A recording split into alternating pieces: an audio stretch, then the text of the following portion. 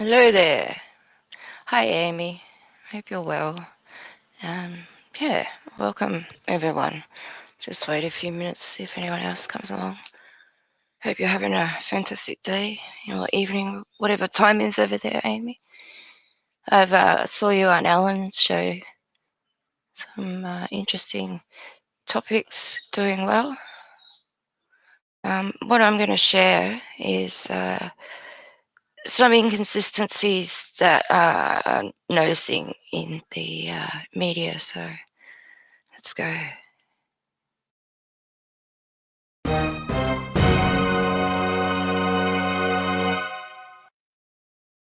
going to share this one because it seems they're gaslighting us about Australia's lockdowns are going viral on TikTok. July 11/21, Australia announced videos of falsely claiming a totalitarian government is taking over Australia. US troops are invading the country, getting tens of thousands of views on TikTok, and young users saying the app's algorithm is allowing the content to flourish. Number of TikTok currently going viral. User grab a New South Wales Health Minister Brad Hazzard describing the as a NWO in a press conference in July.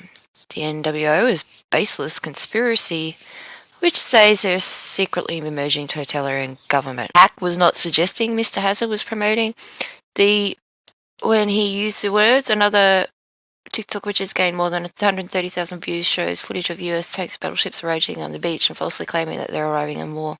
Now, that was Operation Talisman Sabre. It goes on every year. They do them all over the world. Same like Germany and Russia training in the late 20s, early 30s. Same thing, war games for the upcoming war. After being presented with the videos by Hack, TikTok launched an investigation on Thursday. The app said it had taken down videos in question and banned accounts which posted them. Mitch, a young Australian from Cairns, signed up to TikTok for fun videos, but the app's algorithm eventually showing him content. Mitch said it started with one TikTok of National Senator Malcolm Roberts sharing already debunked misinformation about the. Then it was the video saying don't, and I was pretty taken aback. Mitch told Hack, I thought it was just nonsense, and to be honest, I just swiped past it. A joint investigation by Triple J and Hack Four Corners found that the algorithm is exposing strangers to dangerous content through the app's For You page and an endless stream of personally created videos for each user. The more you like videos, follow an account, or watch a TikTok video until it ends, the more the algorithm learns, in theory, what you want to see. Mitch says it took about 30 minutes for the algorithm to show him videos involving misinformation, and he says it reports the video to the platform where he says he's not interested in. Sort of content is not going to affect me, but it's worrying that it could be affecting someone else a bit more pliable. Content is hand-delivered to users on unlike social media platforms. US research organization Media Matters has found that when a user follows one far-right account, TikTok algorithms suggest other similar accounts to follow. This is uniquely harmful because of its potential to further radicalize people instead of these far-right movements, and it doesn't even require users to seek them out. TikTok hand delivers the movements to its users, many of whom are 14 younger. Media Matters have found there are many videos peddling on TikTok with this about, I can't say these words, the algorithms will just strike it down. Unlike other social media, TikTok have no power over which content they see on their For You page. They can't unfollow accounts which are serving them harmful videos. This also means a user with very few followers can go viral, and researchers have said it makes it hard for them to track who's posting content on the platform. Individual videos can get picked up in ways they don't on other platforms and go viral without a person needing to be prominent within the community or having a big following. It makes it extra difficult in the disinformation because we're not having to track large figures, or we're also having to figure out what's going on because of a viral video can come from anywhere in ways that it can't go on YouTube, Facebook, Twitter, Instagram. TikTok says it doesn't permit misinformation that cause harm to individuals, our community, or the larger public record. Regardless of the intent, the app banned a number of videos on the platform, including Alex Jones, a prominent purveyor of the violent, sometimes racist theories. Users can't search for his name. It's banned. It works aggressively to stop spreading on the platform. Proud partner with health experts. And go on about your data, but hey, Facebook does the same and sells it. So, I mean, Facebook is an alphabet company created by DARPA. the day LifeLog program ended was the day Facebook started. So you're pretty silly for joining it. In Australia, they're even serving warrants on Facebook. Then people go, if you do enough wrong, you got nothing to worry about. It's your privacy. So it just goes on running people down. Now, I'm going to show you what these people are talking about. It's not just one health minister saying it. It was all over the media. All over the media. And then you have companies like Qantas displaying Mason logos on the covers for the jet engines and all that in last year. So they're doing the misinformation. I go to share it, it will not load or play. So I'm going to have to redo this and edit it, and hopefully it'll work.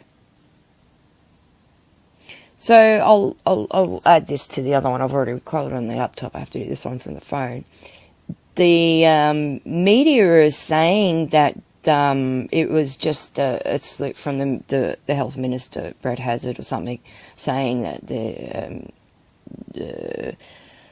OWN, say it in reverse, is it's doesn't mean anything is what they're basically saying. So I'll play these and show you the rest. So I will have to pause, I'm sorry, because if I play it in full, it'll get struck down. What the New World Order is, so we're leading by example on social... And that's what the New World Order is, so we're leading by example on social distancing. Did you get that? Because it wasn't just the health minister saying, it's all over the media. And that's what the New World Order is, so we're leading by example. More like this from now on, because this is the New World Order is, so we're leading by example. A lot more like this, isn't it?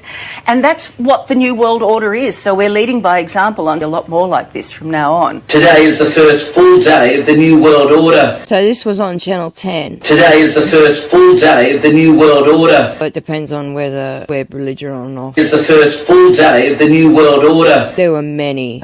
You just Google it, Australian TV. Try it in your local area. Have you checked? I know a lot of people don't watch the news, but have you checked? And we know March is their go-to day that they like to do this sort of stuff. World Order. Here's what's coming up.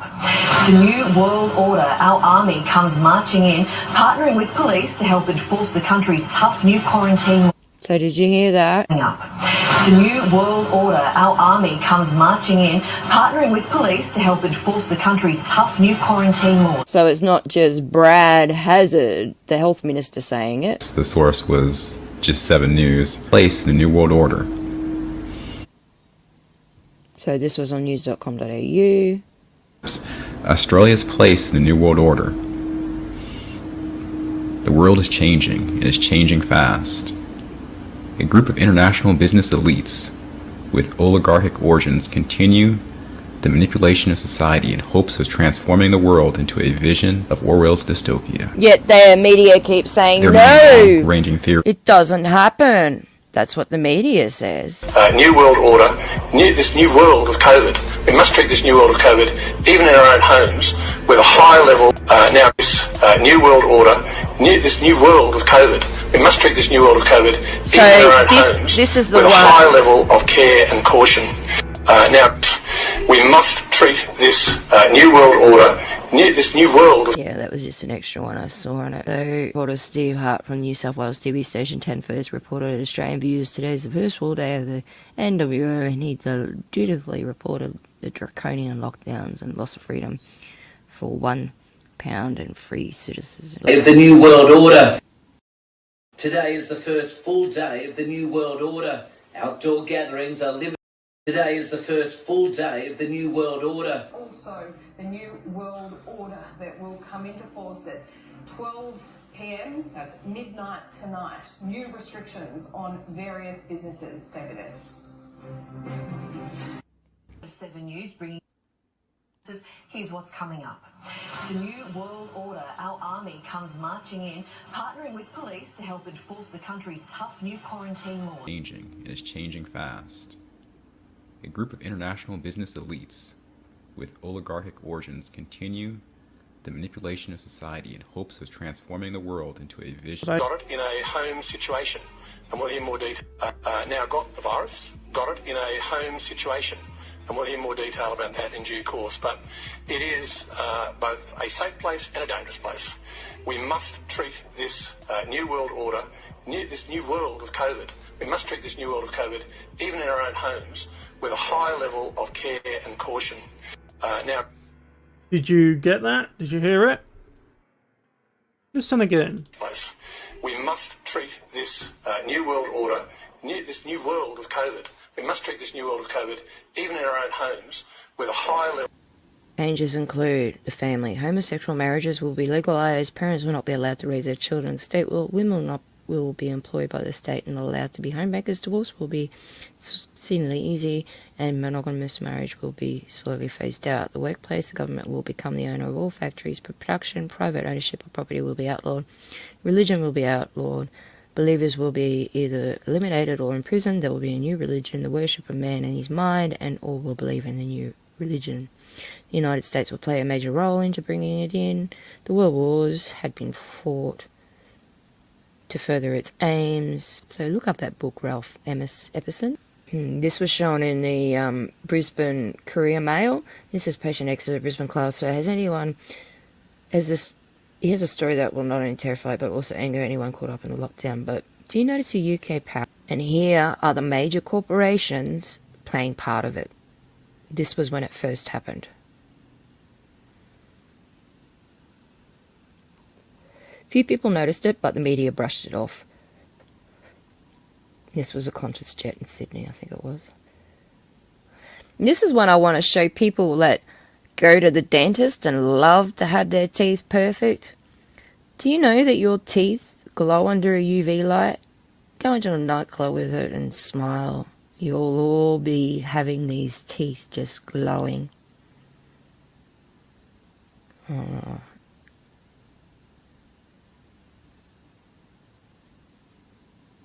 So you can tell she's got her two front teeth, the rest are being covered or capped.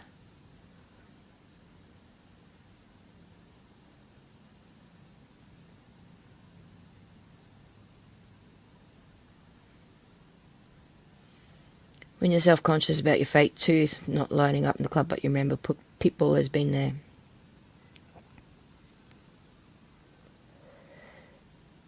Oh yeah, did you know that? Yeah, McDonald's has a PS5 for a 4K cam.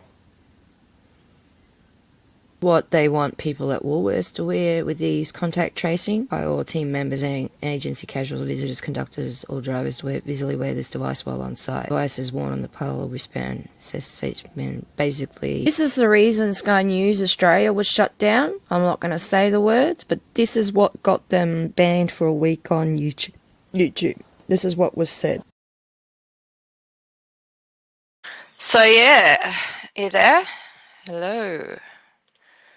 Is my mic working? Can you hear me? I'm not sure if I've got the right one.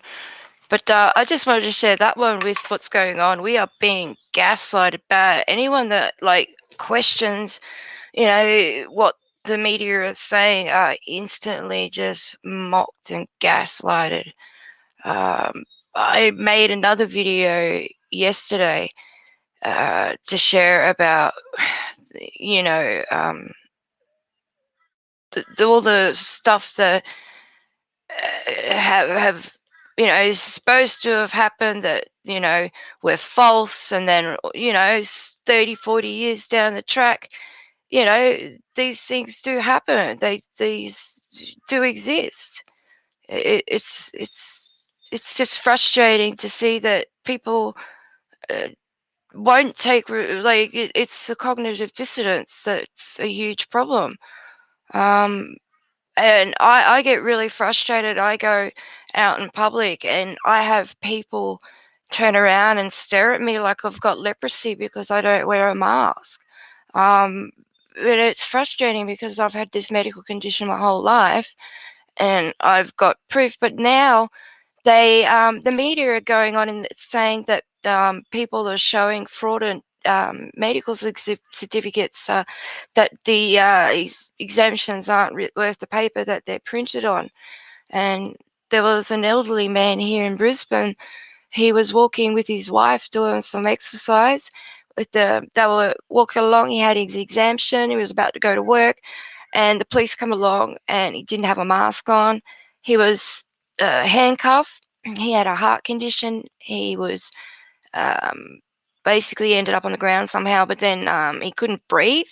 And cops had one handcuff on him, and they were trying to get the other cuff on him, and he's struggling for breath, and he's screaming out for his medication, his angina spray. And his wife saying, give him the medication. And they then stand in front of him, get the medication out of the bag. Whilst he's gasping for breath, turning grey, they said, we can't give it to you. You have to give it to yourself, while he's starting to shake. And they hold it, about 6 inches away from his hand, and he's trying to get it. His wife says, give it here, me, I'll do it. They wouldn't let her approach him in fear of her attacking them or something, I don't know, but they gave him the spray. And then straight away, they lifted him up. They cuffed him still. They put his hands behind his back, and they lifted him up and made him walk. And he collapsed after probably 10 steps. He fell to the ground, hit his head. He started having fits and seizure. He needed his heart medication again.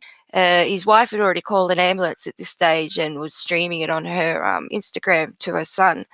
And it's just absolutely appalling that a man over the age of 60 would be treated this way. My father's 73-year-old and wears a mask now. He has a pacemaker, can barely walk 10 steps, and is sick of people telling him to wear a mask. He's sick of people questioning his health. And he walks with a walking stick, and he can barely breathe as it is. And he's been forced to wear a mask, and he's afraid of being hurt and arrested as well. It's just ridiculous about what's going on with to these people. It's not fair, and there's a lot of bias that's going on as well. It's 1 minute they say something, the next minute they say something else. But I was just waiting for this other video to finish encoding, and I'll share it because it's fairly important to what's happening in the world today, because people say, Australians don't have guns. And I think that's one of the biggest lies that people believe here in Australia, that we don't have guns. It's not true. We do have guns here in Australia. But, they like to gaslight us and make up all these baseless theories when, I show here and then I show in the other one. So this is why they're saying it's a theory. It states a group of international elites control governments, industry, media organizations with the goal of establishing global hegemony. They are alleged to be implicated in the most major wars of the last 2 centuries. And through the research that we've been doing, we've noticed this, and we know they like to pose with their one hand in the pocket. Throughout all the royals, all the emperors, everyone has been, even to this day, is Freemasons. They carry out secretly staged events and deliberately manipulate economies. Organisations alleged to be part of the plot include Federal Reserve System, the Council of Foreign Relations, the Trilateral Commission, the Bilderberg Group, the European Union, the United Nations and the World Bank, the IMF, Bohemian Grove, the Krell, and Yale University Society, Skull and Bones. The Discordian hoax has resulted in one of the world's foremost conspiracy theories, which claims that the Illuminati are secretly promoting the positioned New World Order. Theorists believe that a wide range of musicians, including Beyonce and Whitney Houston, have been associated with the group. Prominent theorists include Mark Dice and David Icke. But this has all been proven with past elite and famous presidents. We know at least four of the major presidents were, and we know all the presidents were related. 2 or 3 of the presidents, they're all related.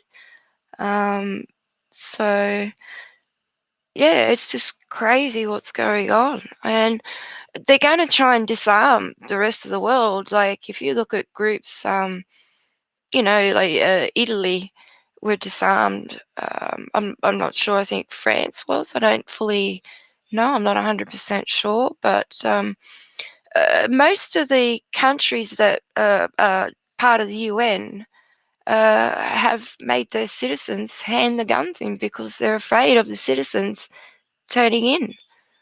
And it's not going to be good. I mean, I can see the way they're pitting everyone against each other now with the, two kinds of people they say. It's only going to end in war.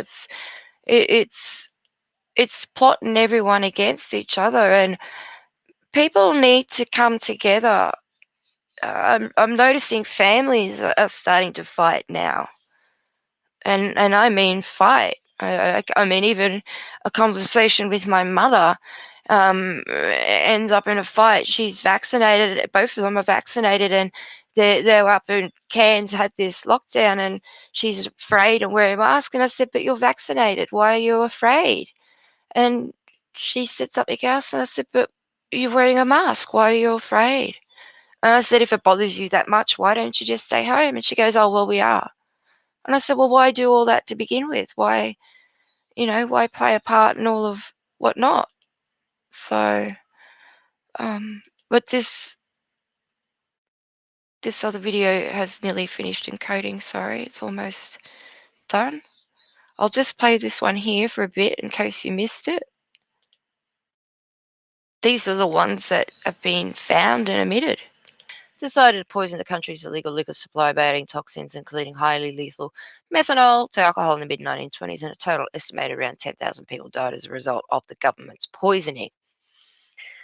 There was a Gator machine developed by the Canadian government. Since Canadian wasn't always friendly as it reputed to be, in the 1950s, Canadian government hired a university professor to develop a machine that was supposed to be able to detect whether or not federal employees were gay, or use the derogatory term fruits. Called the fruit machine, the apparatus measured pupil dilation in response to same-sex erotic imagery. As a result of this testing, which went on until the 1960s, many men lost their jobs. The First Lady acted as the President of the United States. President Woodrow Wilson's wife, 1919, President Woodrow Wilson suffered a massive stroke, so First Lady Edith Wilson began making decisions on his behalf. She prevented the news and seriousness of Wilson's condition from getting out of the public. Instead, all that was said was that he needed rest and would be conducting official business from his bedroom suite. To prevent her husband from resigning, Edith became de facto president. Historians estimate that she led the country for a year and 5 months. The U.S. government used dead body parts and children for radioactive testing without permission.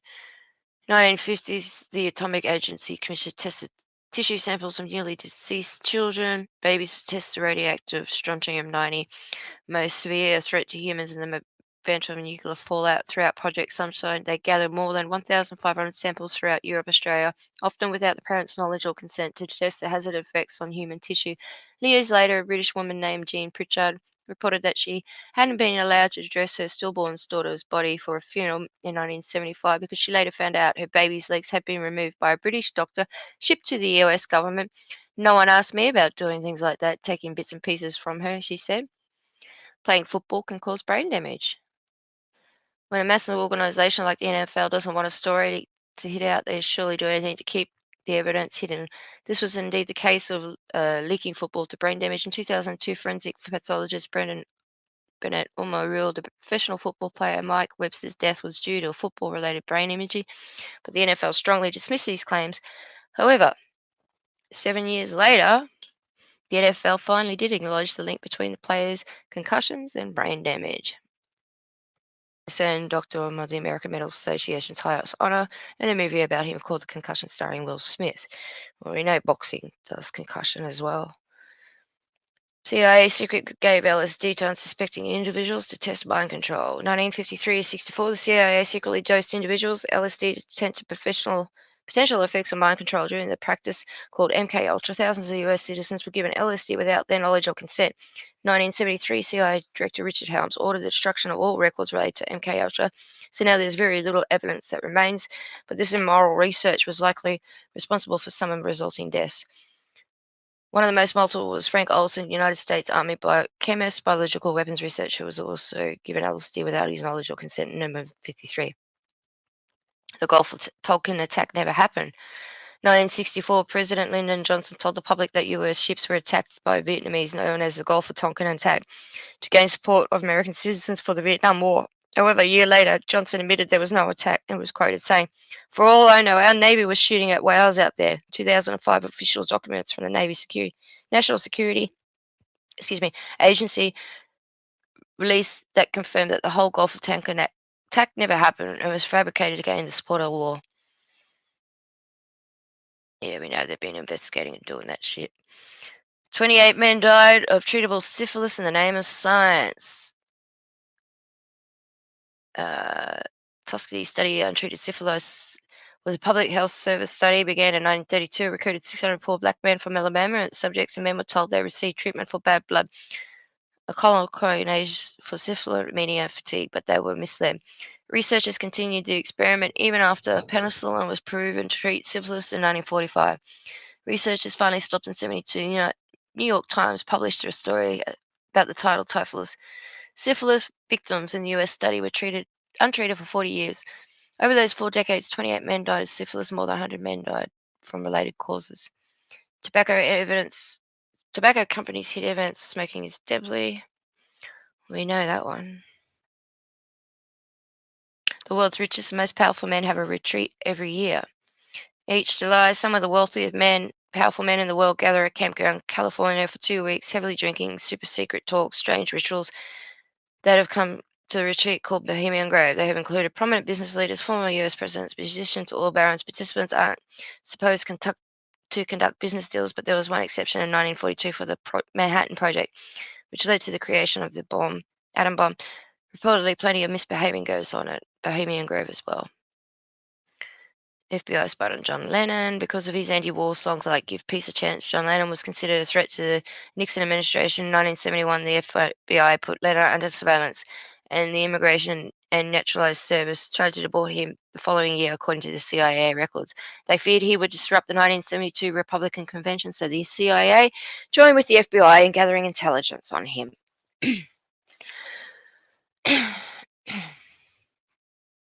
The U.S. government employed, yeah, we know that one.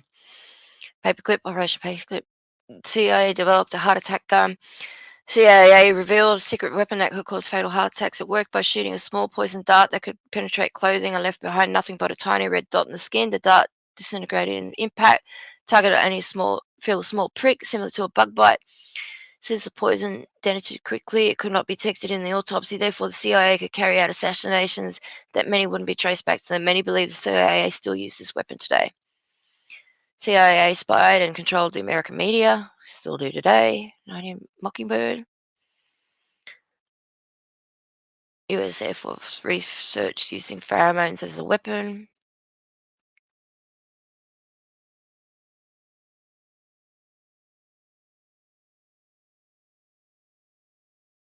Create a bomb that would douse the enemy troops in female pheromones. Jeez. Dalai Lama was a CIA agent. Number 17. 1960s. CIA provided the Tibetan resistance with $1.7 million a year to aid guerrilla operations against China, to include an annual subsidy of $180,000 to the Dalai Lama. In 1998, the Dalai Lama's administration acknowledged that it did receive these funds for the CIA, but denied reports that the Tibetan leader benefited personally from this subsidy. Instead, they insisted that it went towards setting up offices in Geneva and New York, as well as some money spent on international lobbying. US government's watching your internet. The government is using its vast resources to track citizens via their online activities. In fact, according to the Electronic Frontier Foundation, in 2016 government agencies sent 49,868 records for user data to Facebook, 27,850 to Google, and 9,076 to Apple. EFF is a major non-profit organisation which defends civil liberties in the digital world and advises the public on internet privacy matters. But now with the Crash network, where they all the devices work together, the Internet of Things, it's yeah. Polio, we know about that one, don't we? There we go. US can manipulate the weather. Operation Popeye was a 5-year project in the US which used a technique called cloud seeding to increase precipitation during the raining season over North Vietnam. moving vehicles, weapons, and rations across the trail. The general idea of cloud seeding is to send airborne objects, typically an airplane, flying through a cloud while releasing small particles that gave water vapor something to cling to so they can condense and become rain. But hang on. The other page back there said it's not right. That's not real. Department of Defense paid for the Patriots. 2015, Senator Arizona's John McCain and Jeff Flake published a report saying the Department of Defense had spent millions of dollars to have sports organizations put large shows to display American pride. This included several teams, NFL, MLB, NBA, NHL, and others, including athletic departments, several universities. These shows were meant to drive up military recruitment. In 2016, the NFL agreed to reimburse U.S. taxpayers more than $720,000 of the so-called paid patriotism money. Operation Northwoods. Yeah, I remember this girl. She was crying about babies in 1990. I remember that. Leading up to the Gulf War, a young girl identified simply as Nara testified for the Congressional Human Rights Caucus in 90. She told stories about treatment of the Kuwaitis by invading Iraqis, which horrified members of Congress and many Americans, although many people did die following Iraq invasion. Her testimony was made up. She was actually the daughter of a Kuwaiti ambassador to the US, and her testimony was set up as part of this public relations campaign called Citizens for Free Kuwait, run by Hill and Knowlton public relations firm. It was long believed that Hitler's skull was that of a woman.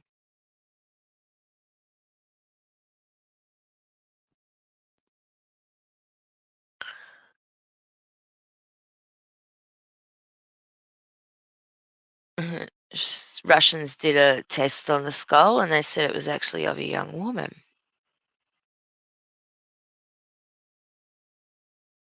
Hunted down through a fake vaccine program. CIA ran a fake program which eventually led to the capture of, they had bin Laden DNA on file thanks to his sister who lived in Boston. The goal was to obtain DNA from one of his children who was living at the compound with him, matched it to his sister DNA. Then they could confirm with certainty that he was indeed inside. Pakistani doctor went through the city under the guise of a vaccination program, collected DNA samples. They identified his DNA through his children, which successfully led to his capture in 2011. I hadn't heard that one. I don't know that one, which makes me question all these swabs they're sticking up people's noses. How cool is this one? Wonder where that is. That looks really cool. This is unreal. Why don't we build like this anymore? Unreal. Relics of the World's Fair. Would have been beautiful to go inside of it.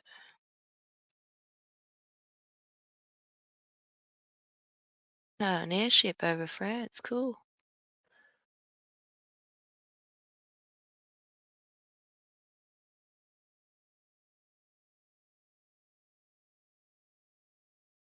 Okay, I think this other one is ready now. So yeah, this is the other video. I had to make it twice. I lost sound. I had to make one part on the mobile phone and then merge the two together. So let's see if it'll work this time. Hi everyone, how you going? Hope you're having a fantastic day. I'm going to make this video because I'm making this because people think that we don't have guns in Australia. We do have guns in Australia. This is why I'm making this. People think we don't. I am really getting tired of having to explain to people that, yeah, Australians do have guns. Gun laws in Australia are predominantly within the jurisdiction of the Australian states and territories, with the importation of guns regulated by the federal government. In the last 2 decades of the 20th century, following several high-profile killing sprees, the federal government coordinated more restrictive firearm legislation with all state governments. Gun laws were largely aligned in 1996 by the National Firearms Agreement in 2 federally funded buybacks and voluntary surrenders. State government gun amnesties before and after the Port Arthur massacre were collected and destroyed more than 1 million firearms, possibly 1/3 of the national stock. Possibly. They don't know. They can only estimate. So this article says Australians now have more guns than they did before the 1996 Port Arthur massacre. It's revealed we imported a record number of firearms last year, and this was on the 28th of April in 2016. 3.2 million. What? No way! They said there was over 50. So here's the number of guns imported into Australia the last sort of few years. No, the gun total's higher than that. It was like 53 million. Government online. Some of the guns, a lot of antique guns in there. Yeah, they got rid of most of the rapid fire. I remember when my stepdad, my stepmom's, he shot himself. That was horrible. He tried killing me and my mum that morning. It was terrible. Absolutely terrible. His wife found him like at 9 o'clock that night. I'll leave that in a link for you. A person must have a firearm license to possess or use a firearm. License holders must demonstrate a genuine reason, which does not include self-defense for holding a firearm license, and must not be a prohibited person. All firearms must be registered by a serial number to the owner, who must also hold a firearms license. National legislative structure. Following the shooting incidents at Port Arthur in 1996 and Monash University in 2002, the Australian state and territory governments, through the then Police Ministers' Council and Council of Australian Governments, entered into 3 national agreements that were responsible for shaping contemporary Australian gun firearm laws. These agreements were then... Oh wait, you have a look at all of them, but there's heaps. At the federal level, the importation of firearms is subject to restrictions in Regulation 4F and Schedule 6 of the Customs Prohibitive Imports Regulations 1956. National Firearm Agreement defines categories of firearms with different levels of control for each as follows. So you got Category A, rimfire, not semi-automatic, shotguns, not pump action, semi-automatic or lever action, air rifles including semi-automatic paintball guns. Category B, centerfire rifles including bolt action, pump action, lever action, not semi-automatic, muzzle loading firearms made after 1st of January 1901, lever action shotguns with a magazine, capacity of up to 5 rounds.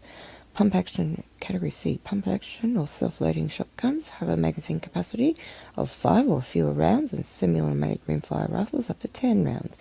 Primary producers, farm workers, firearm dealers, firearm safety officers, collectors, clay target shooters can own functional Category C firearms. In Western Australia, Category C shotguns may be owned by sporting shooters who participate in practical gun competitions. However, this is generally limited to second-hand shotguns. Category D. All self-loading, centerfire rifles, pump action or self-loading or lever action shotguns that have a magazine capacity of more than 5 rounds, semi-automatic rimfire rifles over 10 rounds, are restricted to government agencies, occupational shooters and primary producers. So there would be people on big farms that have pests with kangaroos and camels and all those sort of things. Handguns can be owned for a number of genuine reasons, including target shooting, occupational, security guard, prison guard, carrying on behalf of a junior and official commercial or prescribed process authorised by the Act or regulation. For target shooters, a paid membership to a pre-pistol club is mandated. Handguns allowed for target shooting are divided into 4 classes: air handgun, rimfire, center gauge handgun with a calibre of 38 inches, 9.7 mils or less, or black powder handgun. Centerfire handgun with a calibre of more than 3.8 inches but no more than 45 inches, 11 millimeters. The amount of shooting participation that licensed target shooter is obliged to complete is solely determined by the number of classes of handguns that are legally owned by that person, not the actual quantity of handguns owned.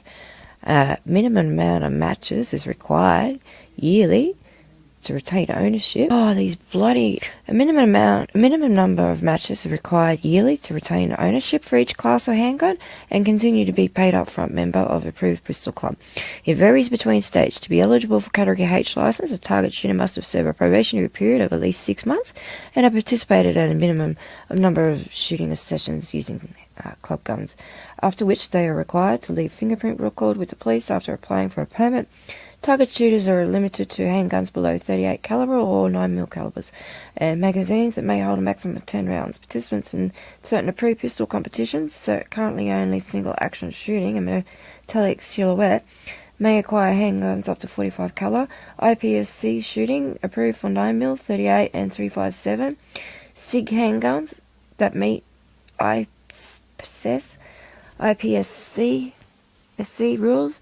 Larger calibers such as 45 were approved for IPSC contests in Australia in 2014. However, so far only in Victoria. The barrel must be also at least 100mm, 3.94 inch long in revolvers and 120mm or 4.72 inches for semi-automatic pistols, unless the pistols are clearly ISSF target pistols. Centerfire handguns with caliber greater than 45 are considered restricted firearms, whose ownership require category RE license, see below. RE restricted weapons include military weapons such as machine guns, rocket launchers, fully automatic self-loading rifles, flamethrowers, anti-tank guns. Certain antique firearms, generally muzzle-loading black powdered flintlock firearms manufactured before 1st of January 1901, can in some states be legally held without a license. In other states, they are subject to some requirements as modern firearms. Certain states, firearms that substantially duplicate military-style rifles in design, function, or appearance are subject to harsher regulations. The implication in this, which is unofficially referred to as the apprentice law, is that any gun, regardless of the actual mechanical nature of its action, may be reclassified into a category D or RE if it is deemed cosmetically resemble or assault rifle. It is the basis of the arbitrary legality of average citizens possessing limitation firearms, such as the airsoft guns or similar toy replicas. Yeah, so far you can hold the toys of airsoft guns, the gel blasters, but I can see it going in my state. Like, dickheads are shooting them out of cars and shit, like, because of a few stupid ones, the good ones get banned. So, licensing. The state issues firearm license for legal reasons such as hunting, sport shooting, pest control, collecting for farmers, farm workers. Licenses must be renewed every 3 to 5 years or 10 years in the Northern Territory and South Australia. Full licence holders must be 18 years of age. Junior licences in Victoria and New South Wales are available from 12 years. This allows the use of firearms for the purpose of receiving instruction in the use of firearm or engaging in the sport or target shooting competitions. Licenses are prohibited for convicted criminal offences and those with a history of mental illness. In May 2018, the Victoria introduced firearm prohibition orders to reduce firearm-related crime by targeting those who want to possess, use or carry on firearms for unlawful purposes. These persons served with an order must immediately surrender any firearm or firearm-related item in their possession when the firearm licence is cancelled. Persons or companies conducting a business involving the buying, selling or trading of firearms or ammunition must obtain a firearm licence, dealer's licence, and firearm repair must hold firearm repair licence. These must be renewed annually. Compliance with the National Firearms Agreement. In 2017, a study commissioned by the Gun Control Australia claimed that the Australian states have significantly weakened gun laws since the National Firearms Agreement was first introduced, with no jurisdiction fully complying with the agreement. For example, many states now allow children to fire guns under strict supervision, and the mandatory 28-day cooling-off period required for a gun purchase has been relaxed, with no waiting period for purchasers who already own at least one gun. New South Wales always allows the limited use of moderators via permit, even though they are supposed to be prohibited weapon. No state or territory has outlined a time frame for achieving full compliance with the National Firearms Agreement. That means if you don't have a gun licence, you can walk in a shooter's club off the street and fire a gun. You don't need a licence. Firearms. Firearms in Australia. What was this? European settlement to the 19th century. Firearms were introduced in Australia with the arrival of the First Fleet in January 1788. Although other seafarers that visited Australia before settlement also carried firearms, the colony of New South Wales was initially a penal settlement, with the military garrison being armed. Firearms were also used for hunting, protection of a person and crops, crimes, fighting crime, military engagements. From the landing of the First Fleet, there was conflict with the Aborigines over game, access, fenced land, spearing of livestock. Firearms were used to protect the explorers and settlers from Aboriginal attack. Now, the only reason the Aboriginals attacked them is because they attacked them. A number of perimeter raids were carried out in a series of local conflicts. Oh, they were massacres. Up at the back of New South Wales, up in behind Dorrigo, sort of a bit there's waterfalls up in there, and there was a massacre, like 400 or 500 Aborigines killed there in just one lot. And then at the back of Copeton Dam, at the back of Inverell, there was probably 500, 600, up to 1,000 killed there as well. They just killed the whole tribes. They rounded them up with the promise of food and shelter. Yeah. The firearm issued to convicts for meat hunting and settlers for hunting and protection was stolen and misused, resulting in more controls. January 1796, Colonel David Collins wrote that several attempts had been made to ascertain the number of arms in possession of individuals, as many were as feared to be in the hands of those who committed depredators. The Crown recalled but between 200 and 300 arms belonged to the Crown. No more than 50 were accounted for. European Australian colonists who also used firearms to conflict with Bosch Rangers and arms rebellions such as the 1804 Castle Hill Conviction Rebellion and the 1854 Eureka Stockade. 20th century. Gun laws were the responsibility of each colony, and since the Federation in 1901, each state, the Commonwealth, does not have a constitutional authority over firearms, but it has jurisdiction over the customs and defence matters. Federally, the external affairs powers can be used to enforce internal control over the matters external and external territories.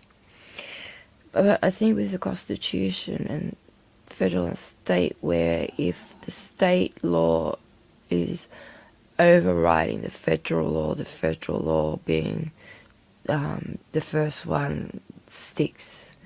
In New South Wales, handguns were effectively banned after World War II, but the 1956 Melbourne Olympic Games sparked a new interest in sport pistol shooting, and laws were changed to allow the sport to develop. Some jurisdictions and individuals may also be subject to firearm prohibition orders, which give police additional powers to search and question the individual for firearms or ammunition without a warrant. PFOs have been available in New South Wales since 1973 and also used in Victoria. October 2016, it was estimated that there were 260,000 unregistered guns in Australia, 250,000 long-arm guns, 10,000 handguns, most of them in hands of organised crime and other criminals. There are 3 million registered firearms in Australia. Now, I read reports where it's more than that. In March 2017, there were 915,000 registered firearms in New South Wales, 18,967 in ACT, 298,851 in South Australia, 126,910 in Tasmania. The other jurisdiction did not make the information public. In 2015, there were more private firearms in Australia than there were before Port Arthur massacre, with more than 1 million firearms destroyed. Since the 1988, the proportion of the households with a firearm has fallen by 75%. Some of the increase may be associated with the increase of wild harvest kangaroo meat. There has been an incremental move since the 1970s for police forces in the 8 jurisdictions in Australia to routinely carry exposed firearms while on duty. In the 1970s, the norm was for police to carry a baton, with only New South Wales police carrying firearms. Since then, police have been authorised to carry a covered firearm, and more recently to carry an exposed firearm. The shift has taken place without public debate or proper assessment of the vulnerability of police officers, but has taken place without public acquisitions. 1984 to 1996, multiple killings. From 1984 to 1996, multiple killings aroused public concern. The 1984 Mapira massacre, which was a bikie Father's Day shooting, a major incident in a series of conflicts between various outlaw motorcycle gangs in 1987, the Hoodie Street Massacre and the Queen Street Massacre took place in Melbourne. In response, several states required the registration of guns and restricted the ability of self-loading rifles, shotguns. In the Strathfield Massacre in New South Wales in 1991, 2 were killed with a knife, 5 more with the firearm. Tasmania passed a law in 1991 for firearm purchasers to obtain a licence through enforcement was light. Firearm laws in Tasmania and Queensland remain relatively relaxed for long arms. The Port Arthur massacre took place in 1996 when the gunmen opened fire on the shop owners and tourists with semi-automatic rifles that left 35 dead and 23 wounded. This mass killing horrified the Australian public and transformed gun control legislation in Australia. The Prime Minister John Howard pressured the states to adopt gun law proposals made in report of the 1998 National Committee of Violence. It was a National Firearms Agreement, resulting in the non-binding NFA National Firearms Agreement. between the Commonwealth and States, Territories and the Constitution of Australia does not give the Commonwealth direct power to enact gun laws. In fact, some states' resistance, Howard threatened to hold a nationwide referendum to alter the Constitution of Australia to give the Commonwealth constitutional powers over guns. The National Firearms Agreement included a ban on all semi-automatic rifles and all semi-automatic and pump-action shotguns, and a system of licensing and gun and ownership controls. The Howard government had a series of public meetings to explain the proposed changes. At the first meeting, Howard wore a bulletproof vest, which was visible under his jacket. Many shooters were critical of this. Some firearm owners applied to join the Liberal Party in an attempt to influence the government, but the party banned them from membership. The court application of 500 shooters seeking admission to membership eventually failed in the Supreme Court of South Australia. Section 51(23)(1), I think, of the Constitution of Australia requires just terms, financial compensation for property that is compulsory required. So the federal government introduced the Medicare Levy Amendment Act 1996 to raise the predicted cost of $500 million through a one-off increase of the Medicare levy. The gun buyback scheme started on the 1st of October 1996 and concluded on the 30th of September 1997. The Australian National Audit Office reported that the scheme compulsorily required more than 640,000 firearms, many of which semi-automatic firearms, rifles, shotguns, restricted as a result of the 1996 legislative changes, or old, antique and dysfunctional firearms. Monash University shootings. In October 2002, a commerce student was killed and two fellow students at the Monash University in Victoria with pistols he acquired as a member of a shooting club. The gunman, Huang Yang Zhang, sorry for saying that wrong, was acquitted of crimes related to the shootings due to mental impairment, but ordered to be detained in Thomas Emberling Hospital, the high-security hospital, for up to 25 years. As in 1996, the Commonwealth Government, States and Territories agreed on a series of legislative changes known as the National Handgun Control Agreement 2002, resulting in the National Gun Buyback in 2003, which provided Commonwealth funding for compulsory acquisition of handguns not meeting certain technical criteria. These changes were passed by state and territory parliaments during 2003.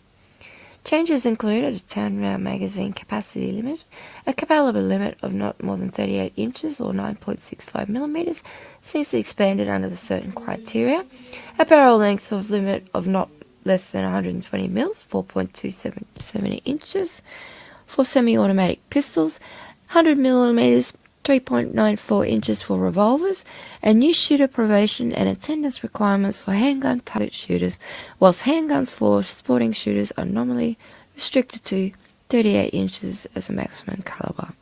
It is possible to obtain endorsement or special permit allowing the purchase and use of pistols with a caliber up to 45 inches or 11.43 millimeters to be used in metallic silhouette shooting or single-action shooting matches. The 2003 changes contained an open for licensed handguns target shooters to have all handguns, including those not prohibited by the 2003 changes, to be compulsory acquired in exchange for the voluntary surrender of their Category H handgun license for a period of 5 years. 2014 Sydney hostage crisis.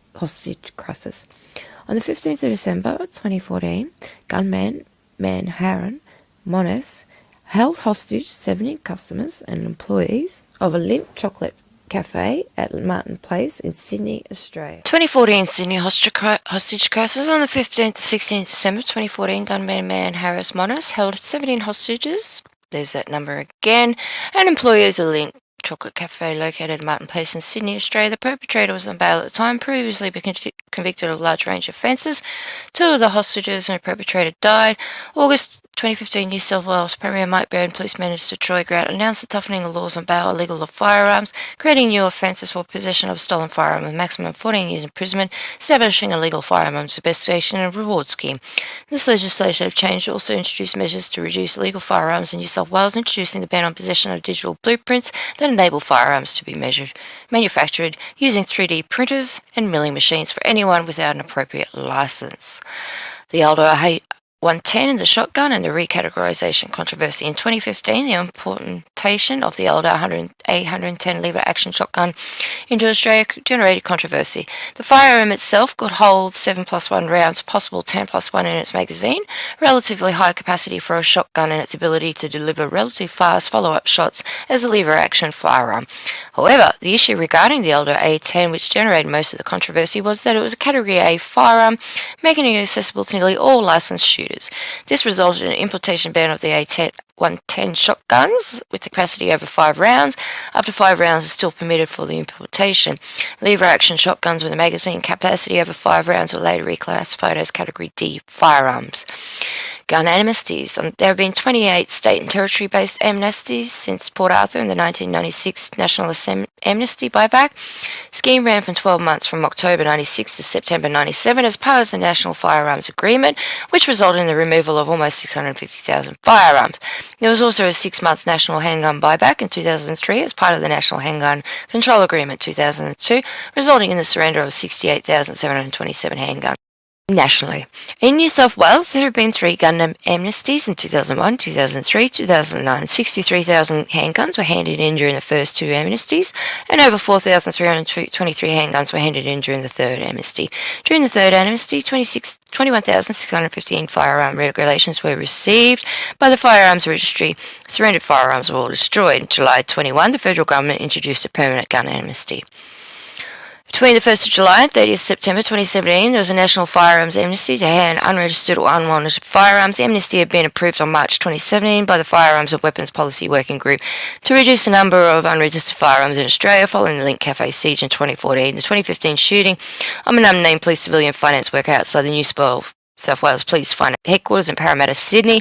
Firearms amnesty was the first national amnesty since the 96 Port Arthur massacre.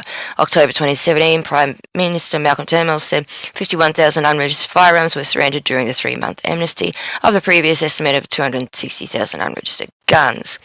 It has been estimated that as 2017 there were 3,158,795 firearms in private hands in Australia, of which 440,205 were unregistered.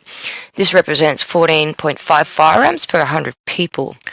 Some studies of the effects of Australia's gun crime suggested that Australia's gun laws have been effective in reducing mass shooting, gun suicides, and armed crime, while other studies suggest that the laws have had little effect. Polling shows support for the gun legislation in Australia, with around 85 to 90% of people wanting the same or greater level of restrictions.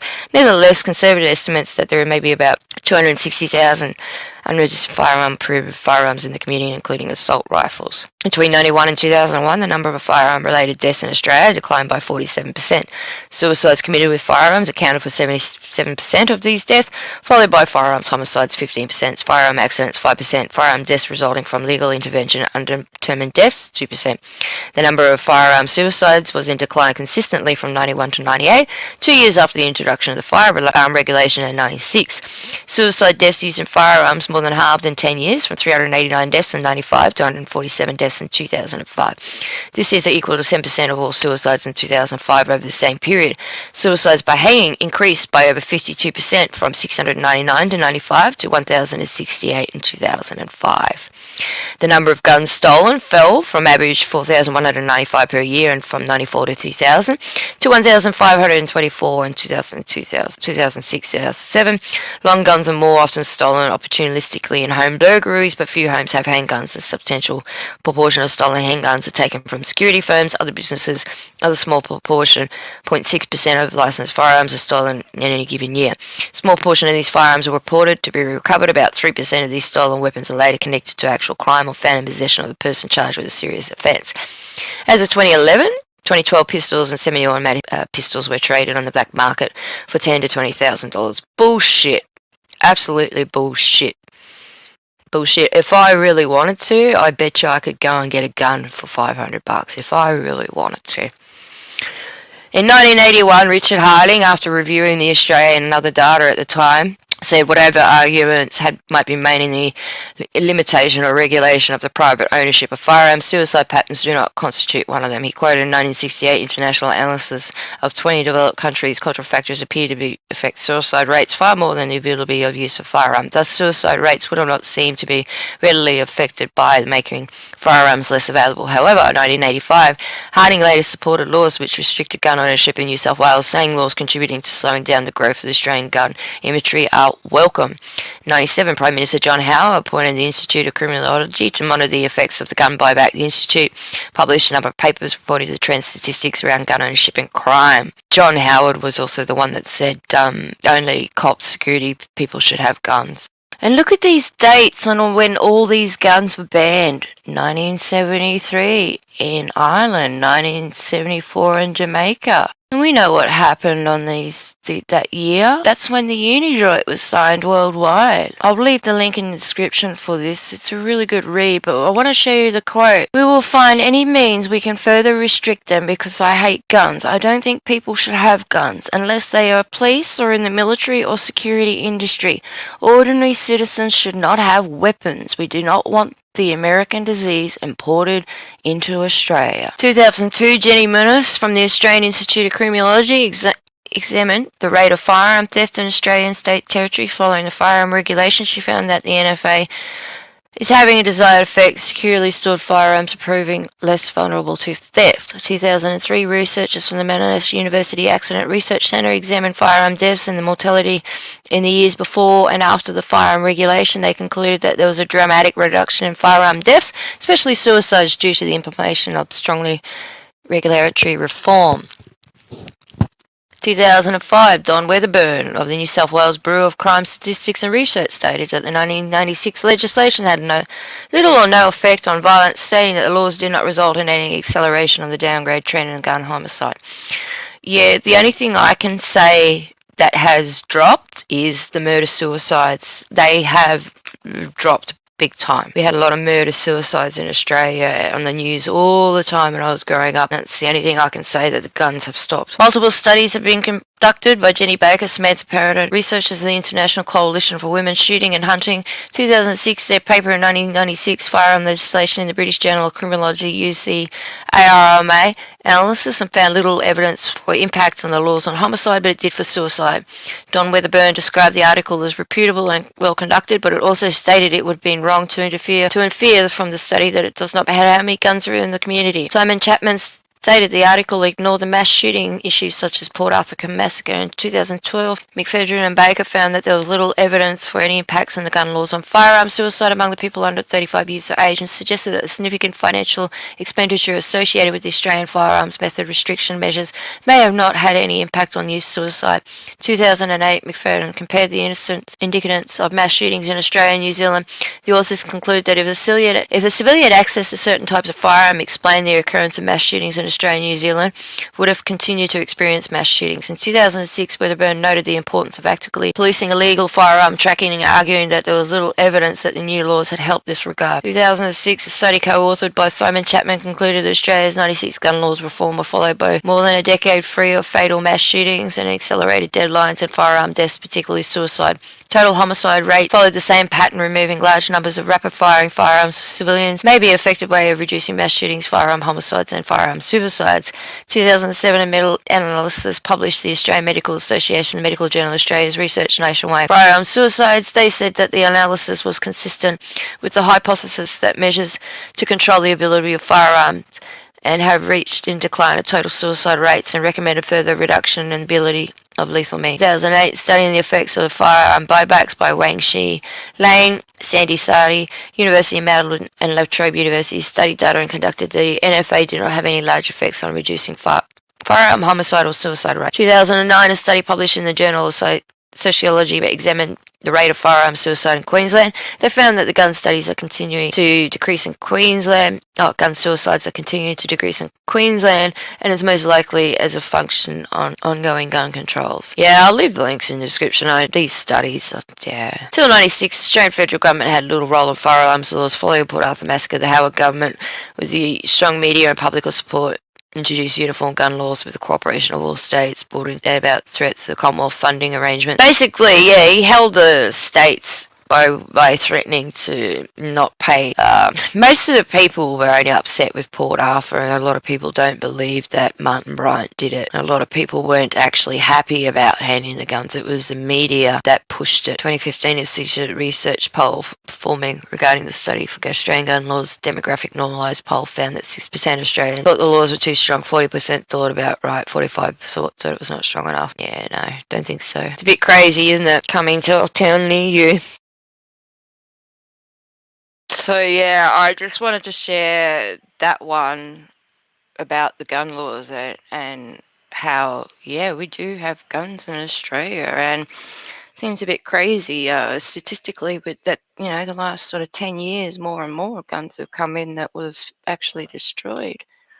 I did see a government study that was done in 93. That's 53 million guns in Australia, and they had a huge problem.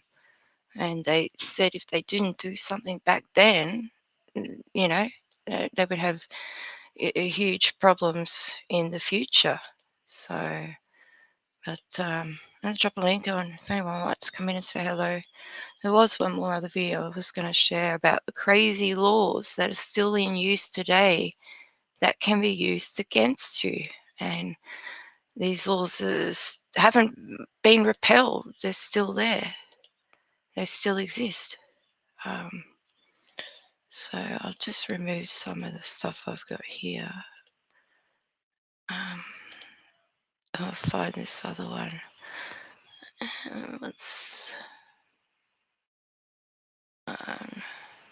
Okay, this one. Silly laws. We have some silly laws. Hey, how you going? Let's try this for a second time. So I've had nothing but every time I go to, like I record a video, I'll have troubles with the sound. It won't, like it'll record the sound of me speaking and then it won't record, and then I get high-pitched noises coming through it. When I go to edit, I'll lose either I'll lose the whole voice of it, or I'll lose parts of it, or I'll get static noises through it, or I'll get to the end of editing and the whole thing says the video is corrupted, recording is corrupted. And I've messaged the company and I get no reply into it. Yeah, that's sad now with what they're trying to do. I heard a lot of companies are trying to mandate and force it, and a lot of people are just walking off and quitting their jobs. If everyone quit their jobs en masse and hit the unemployment lines, I'm sure they'd have to listen, wouldn't they? Made a video only to be in the editing phase to have it totally disappear. It had that one and another one. It was like a couple of hours, 3 hours worth of, you know, editing and making to get to the end to say it's corrupted. All right, some of the 30th weirdest laws in Australia. Even though Australia's only been making laws for 116, there's still some very odd ones creeping around. We scaled the dark corners of the dusty law books to bring you the weirdest ones that are still legally binding. You may want to think twice about changing light bulbs without expert help in Victoria, or wearing pink-coloured pants on Sunday. Let the strangeness commence with our gallery of unique Aussie laws. Cat burglar attire. It's illegal to be spotted on the streets wearing black clothes, felt shoes, or black shoe polish, probably balaclava on your face, as these items are considered the items of a cat burglar. Isn't that what Antifa wears?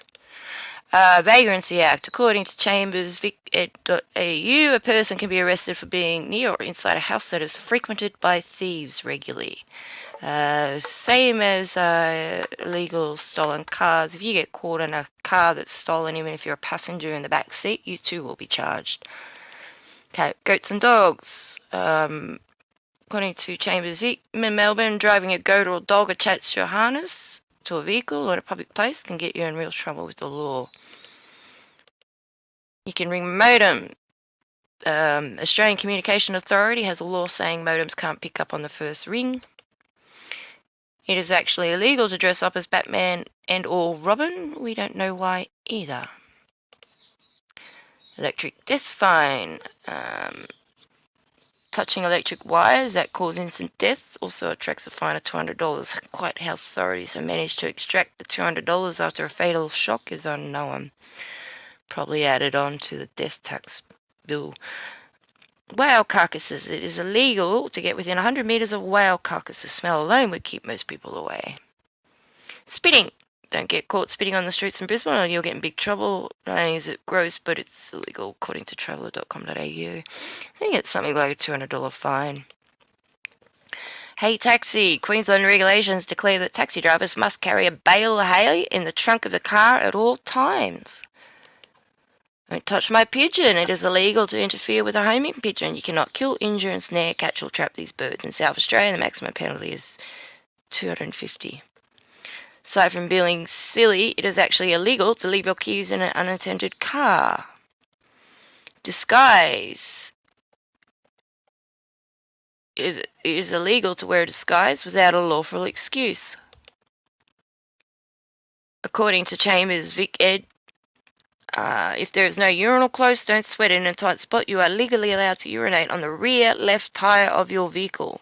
I wonder how many people have ever contested a ticket and taken it to court and thrown that at it.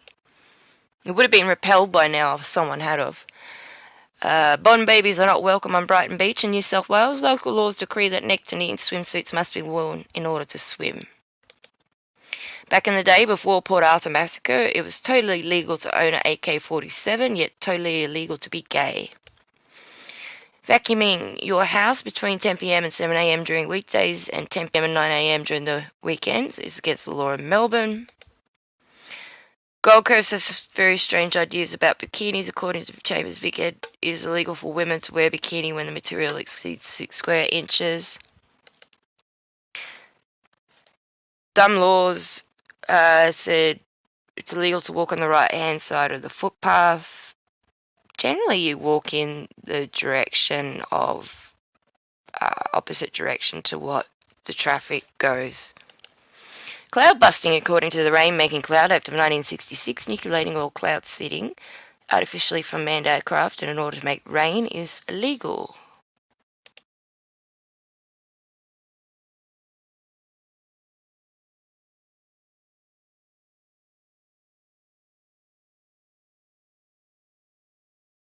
Seen this one. This is about the 2011 floods when lots of people died and lost their health. As a professional geographer, geologist, spatial analysis, I'm aware of very unusual hydrology related to this event. After some initial research, I have come across some very interesting material relating to Queensland government funding and application of bird and modification technology. This commission should be aware that Australia is a statutory nation to the 1978 UN Treaty banning environmental modification systems. The UN Convention on the Prohibition of Military and or other hostile use of environmental modification techniques. Courier Mail article in January 2008 reports showers have fallen after the first 2 flights of Queensland cloud seeding try. Paul Brady, manager of MIPD, a company doing the seeding, said yesterday that the project would be a success. We believe it works, but a scientific level of proof is different to ours, Ms. Brady said. The article quotes Queensland Sustainable Minister Andrew McNamara, who is planning to spend $7.6 million over 4 years to test cloud seeding. Cloud seeding won't solve Queensland's water crisis. The project will focus on Waverham and Somerset Dam catchments. The article states seeding would not end the droughts but could boost inflows to dam. That would be the same Waverham Dam But thanks to the inflow of the rain reached nearly 200% capacity, it required emergency measures to drain off the massive amounts of water. Drainage may have increased the flood damage. It seems cloud seeding has been taking place in Queensland since 2007. The 4-year trial isn't due to end this year. The short report states the Queensland Government is undertaking a 4-year cloud seeding project in southeast Queensland, which commenced in November 2007. The aim of the project is to find out if cloud seeding is a viable way of enhancing rainfall over southeast Queensland dam catchments.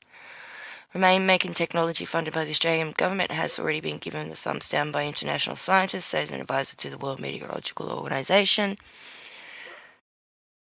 Environmental Minister Malcolm Turnbull has announced a grant to New Australia's Rain Corporation, a company part owned by Rupert Murdoch's nephew, Matt Handenberry. I'm going to send this to David Miles of Miles Research Co. because he's offered $100 million to the Australian Government to break the drought, didn't have to pay up front, but they refused it. The Research Commission and National Water Commission to estimate technology said to quoted where the $10 million grant should have been awarded now. This technique developed in Russia in the last decade involves sending electrical charges into the atmosphere to make clouds rain. I'll leave the links in the description for that one. So they had to sign a UN convention, but they have been doing it. Aussie bars are required by law to provide a stable water and feed for the horses of their customers. Pink pants. It is actually illegal to wear hot pink pants after midday on a Sunday in the state of Victoria. Strange Australian loophole. It's illegal for children to buy cigarettes, but no actual law forbidding them from smoking them. According to traveller.com.au and WA, it's illegal to possess more than 50 kilo of potatoes.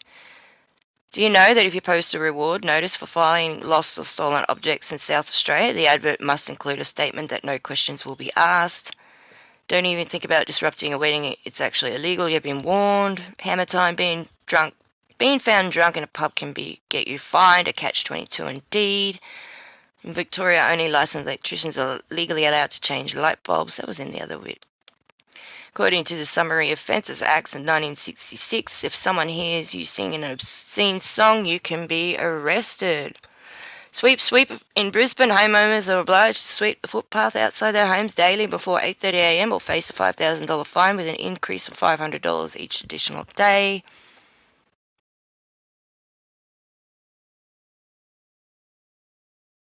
Yeah. So here's some more dumb laws from stupidlaws.com. A man can legally beat his wife, but no more than once a month. If you're released from prison, you must be given a handgun with bullets and a horse.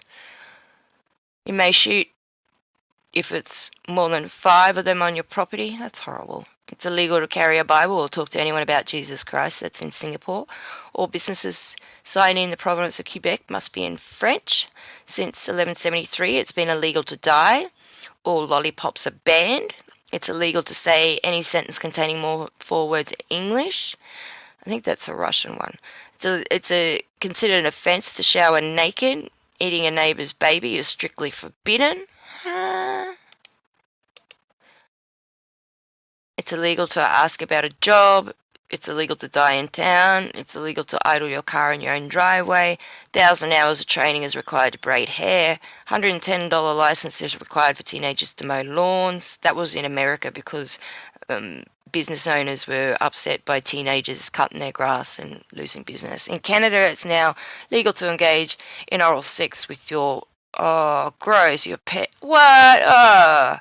Royal Navy ships entering the Port of London must provide a barrel of rum to the Constable of the Tower of London. It's illegal to ride a cow while drunk. In Tehran, it's illegal to dye your pet's fur. It's illegal to have a bathtub in a private home in Ohio. It used to be illegal to interrupt a religious meeting by having a horse race. No sand may be taken from the beach. The law states that sand must be removed from body, shoes and clothing before leaving the beach. All dog waste must be removed from any yard within 7 days. Citizens may not enter Wisconsin with chicken on their head. You're not allowed to breastfeed in public. Sick. It's illegal to walk around your house naked. The Arkansas River can rise no higher than the Main Street Bridge in Little Rock. No more than 6 girls may live in any house. Oral sex is considered to be sodomy. One may not allow his or her dog to chase the squirrel in summer. Intentionally avoid walking on the cracks in the pavement is illegal. It is against the law to look at a moose from an aeroplane.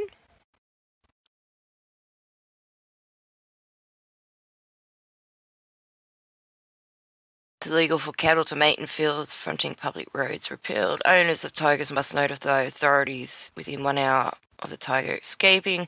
Bridges must be clear of sheep between 6 and 10 a.m. It's illegal to drive a camel on the highway. It's illegal to tie a horse in front of City Hall. Chasing fish in a city park is against the law.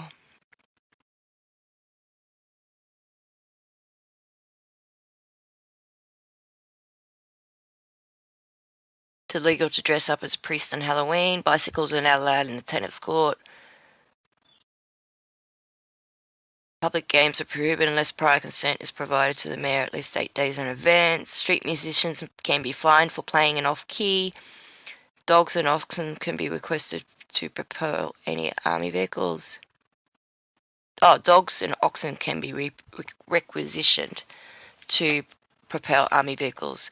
None shall take your last cow or 12 sheep, pig or 24 chickens. No Dutch royals may hold position of power or public authority in Belgium. King of Belgium can mobilize troops in Congo. In Oregon, a dead person cannot be required to serve on jury. In Illinois, animals can be sent to jail. It was once illegal to not wear clothes while taking a bath. It's illegal to paint a horse in Vermont. It's illegal to own gold. It's illegal to store your own stuff in a garage. Yeah, this is one. A monkey once served 5 days in Chicago jail for shoplifting. I see in China they train crows to steal money. It's illegal to have a bathtub in private home in Ohio during the time of cholera smallpox. Wouldn't you want to bath regularly if you have that? Makes it a felony to talk to someone in the hopes of finding employment. A person commits an offence if, with the intent of obtaining economic benefit, the person knowingly institutes a suit or claim that the person has not been authorised to pursue. There's some crazy ones out there. Yeah, they had all the gold confiscated. I made a video about that, and it's going to happen again. Atheists are disqualified from holding office or testifying as a witness. Arkansas Constitution, Article 19, Section 1 states that no person who denies that the being of God shall hold any office in the civil departments of the state, nor be competent to testify as a witness in court. So there you go. If you live in America in this place and you hate your thing, yeah. An invitation from a third party trumps a restraining order in a College Station, Texas. If you can have a restraining order placed on someone from property, apartment, duplex, business, building. However, if a restrained person is invited by another person, they can enter the property legally. Officers can come and tell them that there is a restraining order for them at the location, but cannot make them leave. Hawaii, a statute forbids people in bathing suits from appearing uncovered in the streets of Waikiki. Surfers must express themselves using vocabulary no more than 100 words. What? Can be fined $20 for swearing in public. It's illegal to bite a landlord under any circumstances. What? Illegal to park your horse upwind on a windy day. It's illegal not to smile in public. 1948, the mayor of the city of Fabricated, George Phillips, passed an ordinance making it illegal not to smile. The smile ordinance was passed tongue-in-cheek as a result of an especially severe winter which had dampened spirits of city employees. Massage therapy is considered adult erotic services and is banned in all zoning districts in Hornytown, Washington, D.C. Women cannot be employed to dance with men. No person shall stand on the roadway for the purpose of soliciting a ride from a vehicle. It's the same in Australia. You put your thumb up to hitchhike, you get arrested. One may not whistle in a bathroom. Establishment may not allow more than one accordion to be played for entertainment. No entertainment or music shall be provided or permitted for the enjoyment of patrons or the establishment operated on a public space by permitted other than music, as may be finished by no more than 3 musicians playing stringed instruments such as the violin, viola, and the cello, the double bass, and the guitar. One may not operate a surfboard while on hallucinogens in Washington, D.C. No person shall operate, use a vessel, any water ski, aquaplane, surfboard, similar device while under the influence of alcohol, marijuana, any narcotic drug, butyrate, or hallucinogen. One may not take photographs for more than 5 minutes in a public location in Washington, D.C. While engaged in taking photographs, no person licensed under this chapter shall impede traffic as defined in the District of Columbia Traffic Acts. No shall any photographer remain longer than 5 minutes in any one location on the streets, sidewalks, or other public spaces.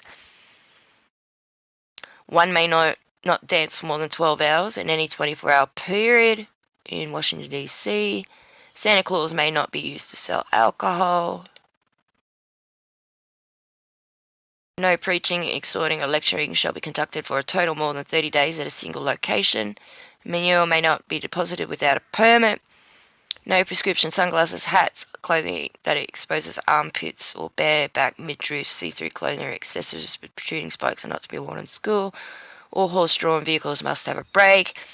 A boat used as a restaurant cannot dock without prior approval from the mayor. No boxing contest shall be conducted and no contest shall engage in the contest between the opposite sex in Washington, D.C. Pickup trucks are not allowed to be visible after 7 p.m. Since the 60s, the city has banned people from parking their pickup trucks in the driveways on the city streets from 7 p.m. to 7 a.m. The use of cash has been outlawed. A new Louisiana House Bill 195 passed earlier this year says those who buy or sell second-hand goods are prohibited from using cash. State Representative Ricky Haley, who co-authored the bill, says they can give a check or cashier money order or electronic transfer. I guess there's no limit. Our loss. I dare say that'll be trying to ban out the black market. Clove and other unharmful cigarettes are illegal. County jails aren't allowed to spend more than 50 cents a day on prisoners. A woman forfeits her property rights to her husband if she's been relinquished unless the husband forgives her. Couples must wait at least 72 hours to be married unless the man has raped the woman. Fiddlers and stay-at-home dads are considered vagrants. It's illegal to gossip within the city limits in Oakland. No ass can stand on the sidewalk within the town limits. Every business must have spittoons and clean them every 24 hours. A spittoon is a tin they used to spit chewing tobacco into. Steam-powered railways must not go faster than 6 miles per hour. It's illegal to shine shoes after 1 on a Sunday afternoon. It's illegal to lead an animal on a sidewalk. In Alabama, it's illegal to wear a fake mustache that causes laughter in church. Snowball fights are illegal in Aspen. Throwing snowballs is illegal in Wasu. Any citizen of good moral character over the age of 21 years shall be permitted to practice law as an attorney. This was repealed. Any common piper, fiddler, juggler, or magician may be sentenced to jail. Repealed, New Hampshire. It was illegal to bathe within sight of your own house in daytime. Repealed. It's illegal to play ball in a public place. Repealed. No bounty shall be paid on the head of a wolf unless it has its ears when delivered to the selectmen. Repealed. Stopping at red lights is not required by law unless they're flashing. Public urination is prohibited.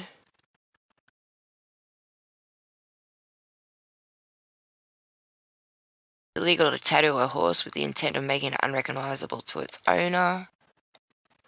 State law provides a fine of $2 to $20 for anyone under the age of 17 caught jumping onto a railway car while the train is in motion in Wisconsin. It's illegal to use a laser pointer to start a riot. You're not allowed to marry a house. Connorsville, no man should shoot off a gun while his female partner is having a sexual orgasm. What? The legislature recently introduced a bill making it illegal to tattoo someone under the age of 18. He was quoted as the same, going to save a few buttocks of a few juveniles. Cats are forbidden from entering cemeteries. Person may not ride bicycle with their hands off the handlebars. Nuclear weapons may not be manufactured in city limits. Women are not allowed to wear anything in red in public. It's illegal to swim in the park fountain.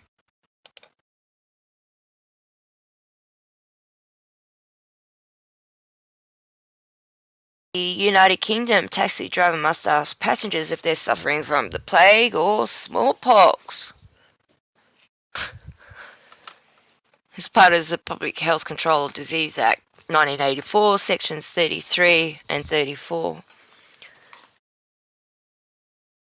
A taxi driver has the right to refuse anyone who may have a notable disease. They may elect to transport you and then immediately disinfect the vehicle. Unlike a bus driver who may refuse you altogether. It's illegal for taxi drivers to carry rabid dogs or corpses.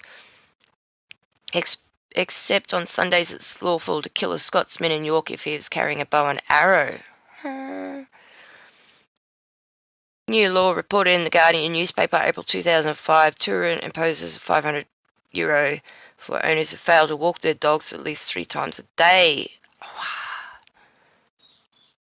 Indonesia, anyone feeling guilty of masturbation may be decapitated. Masturbation is classified as sin under Islamic law, which Indonesia has incorporated into its legal system. Technically, Indonesian law outlaws any immoral behaviour which this section would fall under. Sources indicate that while the punishment of decapitation may have been once enforced, in theory they would have had to catch you masturbating, so maybe. It's illegal for a male doctor to examine a woman's genitals by looking directly, but he must examine them in the way of a mirror in Bahrain. It's illegal to step on any piece of the nation's currency in Thailand. Thailand, disposing of chewing bubblegum as public is fine. Same in Brisbane. You spit chewing gum on the pavement, they'll fine you. And they have artificial intelligence recording everything in the city, sound as well. It's illegal to drive a car or a motorcycle without a shirt on in Thailand. It's illegal to not wear underwear in public. Ew. It's illegal for a lady to eat chocolates on a public conveyance. A bed may not be hung out of the window in the United Kingdom. Women are permitted to go topless in Liverpool, provided they work as a clerk in a shop selling tropical fish. Urban legend. No one on the Liverpool Council gave credence to the law along these lines. Seems like there must have been a story behind this one. In the United Kingdom, it is legal for a male to urinate in public as long as it is on the rear wheel of his motor vehicle and on his right hand is on the vehicle. So he's got to hold his right hand on the vehicle. Oh yeah.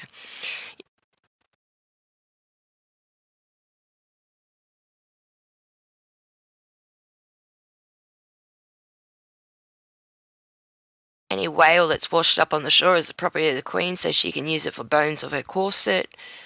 It's illegal to die in the Houses of Parliament. Anyone entering the Houses of Parliament wearing a suit of armour is liable to be arrested.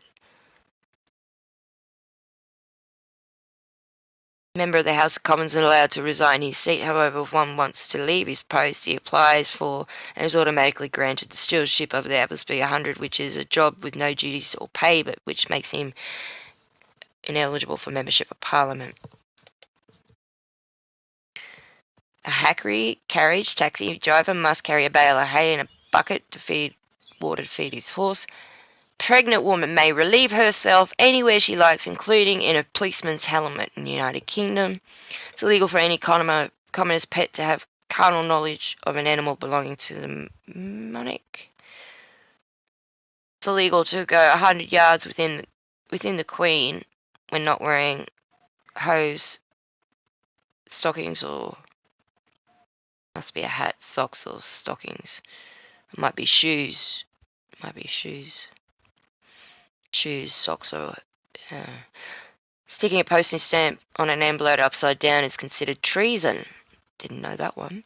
It's illegal to hail a taxi while suffering from the bubonic plague. It's illegal to eat mince pies on December 25. Any boy under the age of 10 may not see a naked mannequin. Any person found breaking a boiled egg at the sharp end may be sentenced to 24 hours in the stocks. It's illegal to be drunk on a licensed premises. Australia, life sentence in prison is 200 years. Yeah, no, don't think that's right. They don't really. I mean, there's different life means life. No release, but generally life is only 20 to 40 years now, I think. Stealing olives before they ripe can result in jail sentence up to 2 years in Turkey. It's illegal for men over the age of 80 to become pilots. It's against the law to fall in love with neighbours, son, daughter, wife, servant, or any of his animals. Turkey, all married women must get their husband permission if they want to have a job. They must live wherever the husband wishes them to reside, and they must forfeit all their jointly held assets upon divorce from a husband. Singapore, it's illegal to walk around your house naked.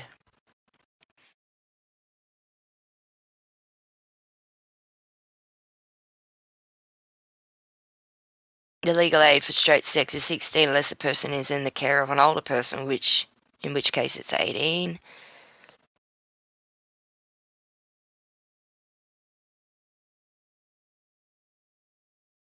It is against the law to throw a bag containing both cats and dogs into the Parramatta River, but it's okay to throw a bag of cats or a bag of dogs. That's wrong. That should be repelled.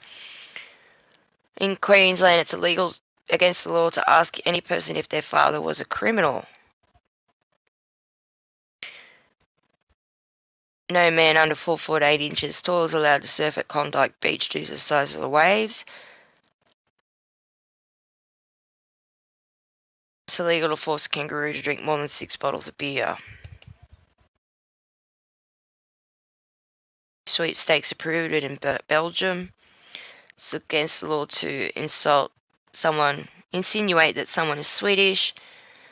Belgium, a driver needs to turn on incoming traffic, has the right of way unless he slows down or stops. You must not call any person over the age of 32 a virgin in case they become offended. In Bangladesh, kids as young as 15 can be jailed for cheating on their finals. In Australia, Argentina, it's illegal for any man to marry his brother. It should be the same worldwide, jeez. Argentina ordinance demands disc jockeys play as many tango records as all other types of music obtain.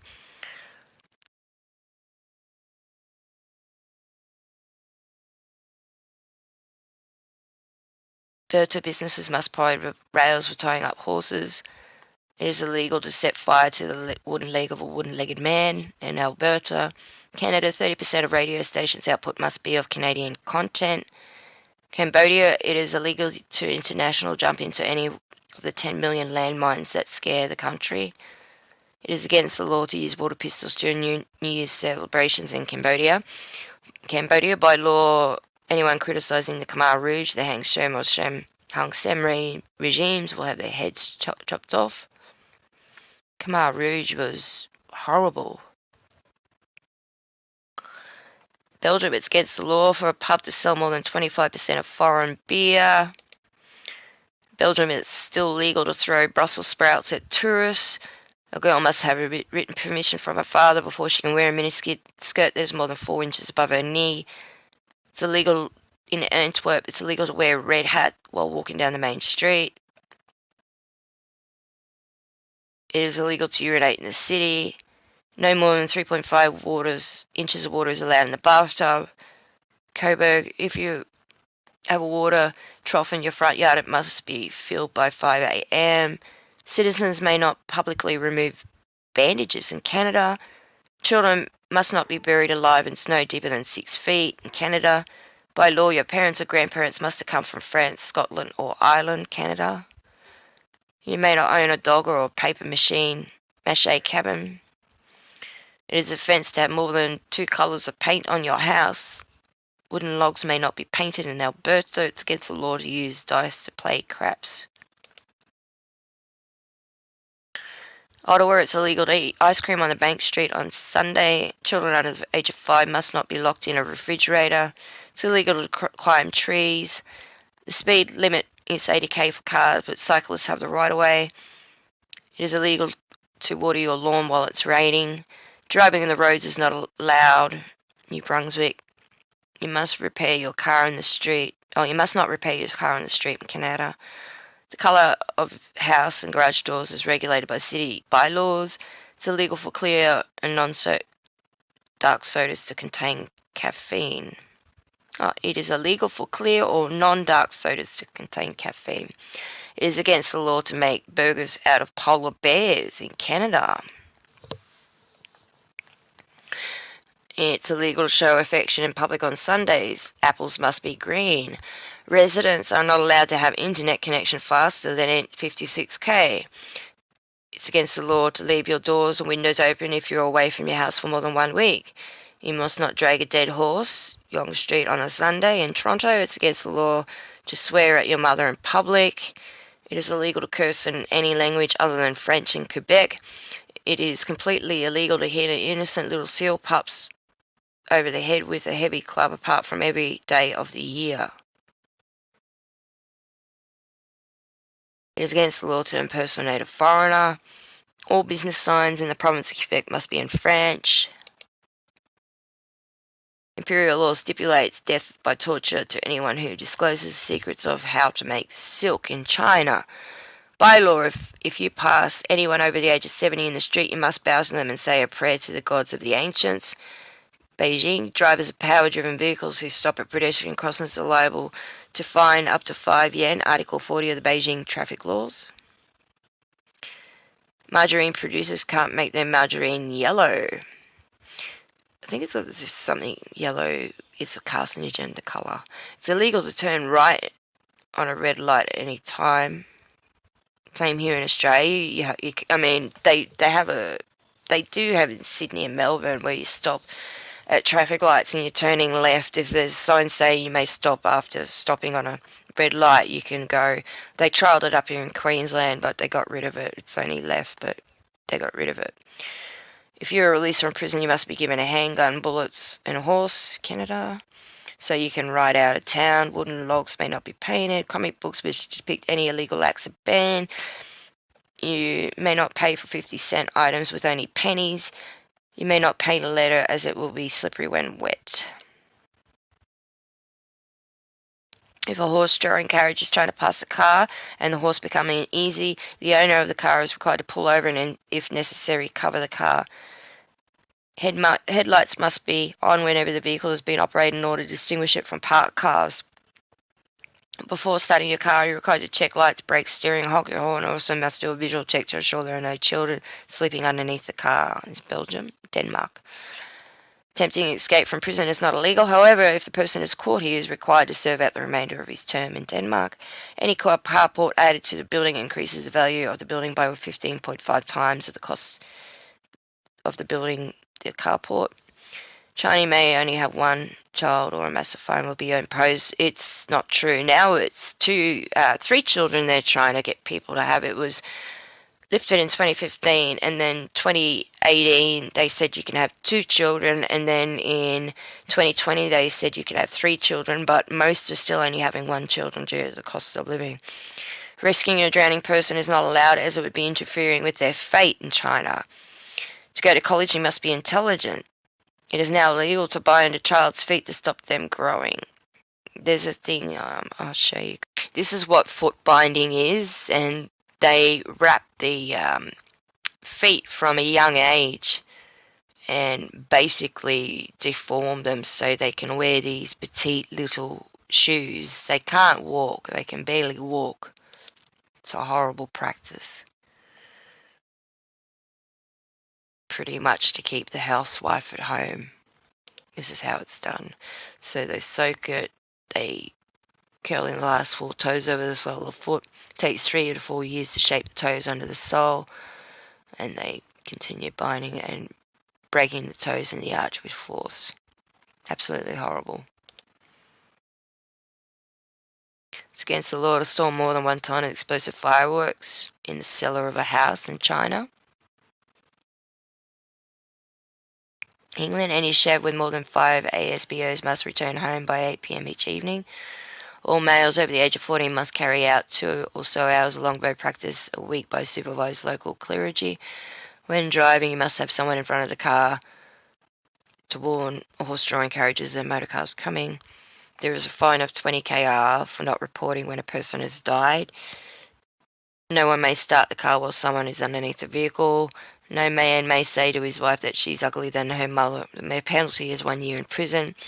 It is illegal to eat raw bacon if there is a full moon. It's illegal for women to wear wigs. That's in Denmark. If your vehicle breaks down, you leave it on the side of the road, you must mark the vehicle with the red reflecting triangle.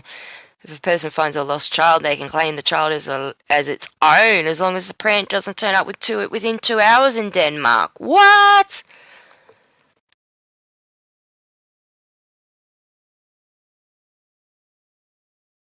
It's illegal to have a threesome in England. It's forbidden by law to ask the Scotsman what he wears under the kilt. It is a treasonable offence to make any suggestion that the monarchy were involved in any way the death of Princess Di. Interfering with the male or sleeping with the consort of the Queen's is classed as treason, carries the death penalty. If steam locomotive is driven on roads, a man must walk in front of the vehicle with a red flag during the day and a red lantern at night to warn passers-by. Freemen of the City of London, those who have had the honour of freedom of the city bestowed upon them, have the right to herd their cattle on any of London bridges. Committing suicide is classified as a capital offence in England. You may only shoot a Welsh person with a bow and arrow inside the city walls after midnight in Chester.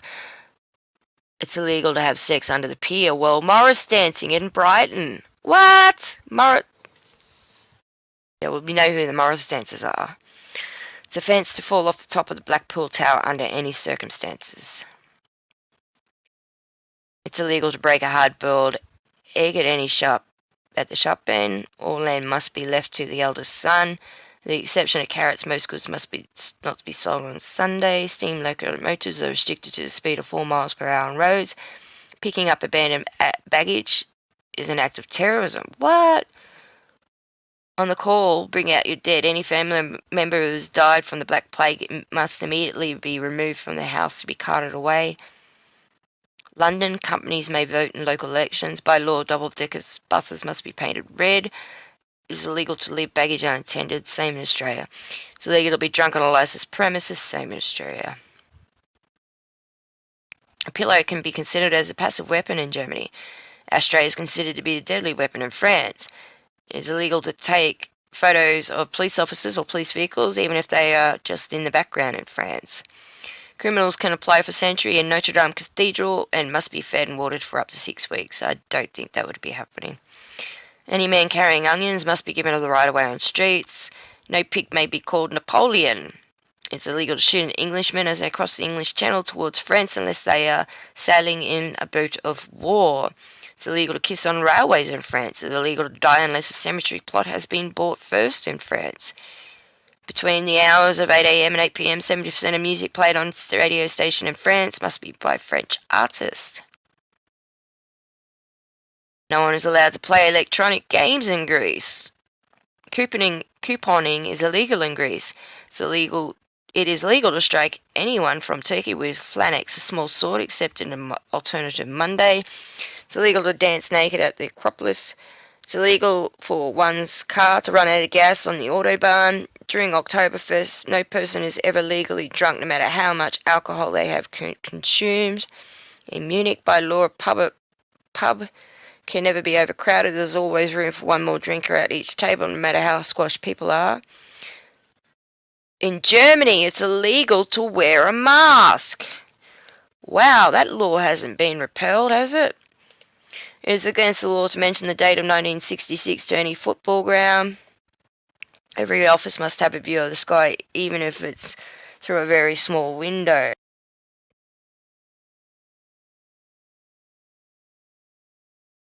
So, if you're still here with me, thank you. Hi, so is this still working? Cool, yeah. Yeah, he went and saw that movie. Kevin Suicide Squad, that's what he went and saw. I didn't want to say it. So the two elders went and saw it, 23 and 21. They enjoyed it. So, yeah. But we've had some crazy times the last few weeks here in Queensland and Australia. It's all over the world. There are people writing about all this mass stuff. I have a question. What about all of this? These things are made of plastic. They go on about plastic at the supermarket, banning plastic and how, they're trying to stop the use of plastic. But what about these? These are made of plastic. 130 end up in the landfill each month around the world. It's more than that, 130 billion. Sorry, I read it wrong. 130 billion. That's a lot. 3 million masks every minute in Denmark. And this is what's happening to the animals. What about these animals? You know, the other day, I was forced to wear one. You know what happened? I had a severe asthma attack pretty much straight away. I had to use my puffer. That's just holding it in front of me. I didn't put it on fully. I just held it on my face in front of me, like 2 hands either side, just covering my face. And just even doing that triggered the asthma within like a minute, 2 minutes. And when I have asthma, it's triggered for 24 to 72 hours. I am on the nebulizer, can't breathe, have to sleep pretty much upright. And, you know, I went through this in 2009 with swine flu. I had similar, I can't wear them. I had severe problems back then. Now they want to turn them into road material. Some RMIT university researchers said they want to make it into roads. So yeah, it's really frustrating the way people are being treated.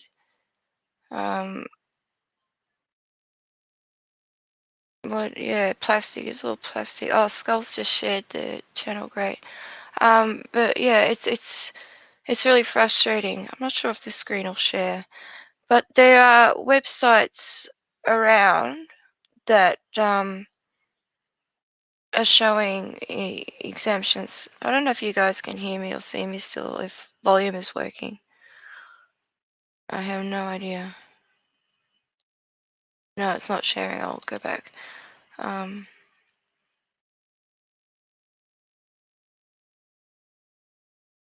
So I just removed that one. So yeah, our news is pretty chaotic. Does anyone want to join me? Say hello, or you know, tell me what's going on in your area. What are they enforcing in your area? We're supposed to check in all that kind of stuff. Being blackmailed, basically. I have so many videos I would like to show people, but I can't show them here. I've made them, but yeah, I'll have to show them on a different platform because yeah, showing it here will just get them struck. Stop sharing that one. Let's see if I can share.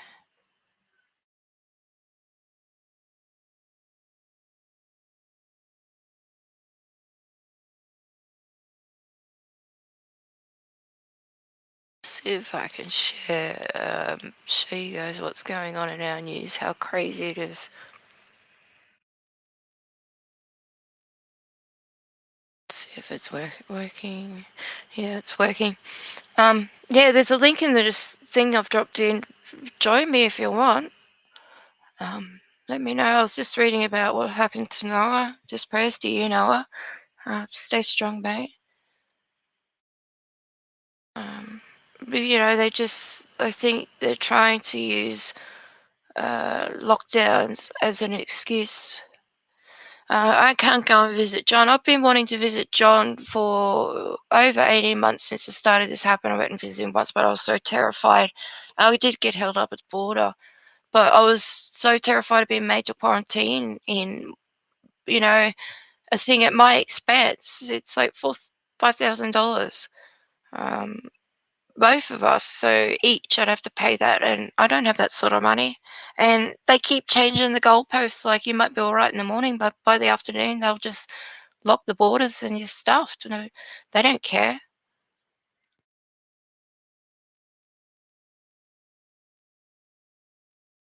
There's very certain places that don't seem to get locked down as well.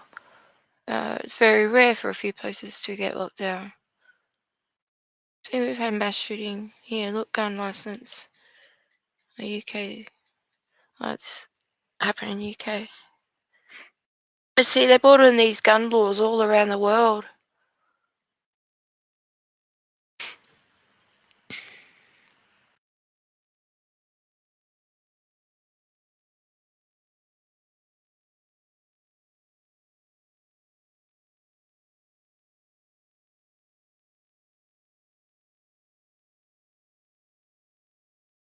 July was the world's hottest month on record, US scientists say.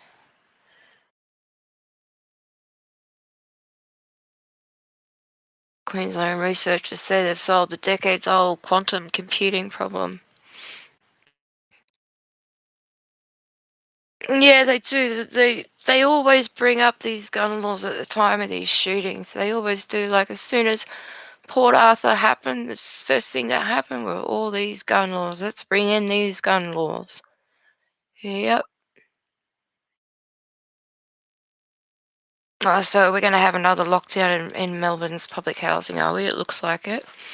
Like our Premier is saying at the moment, if you're a Queenslander and interstate, come home, is what they're saying.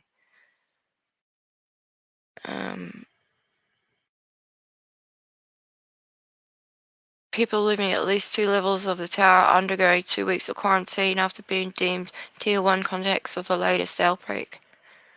So basically, there's these people, 2 levels. So now these 2 levels, they'll end up blocking the whole tower again like last year. Police at every entrance.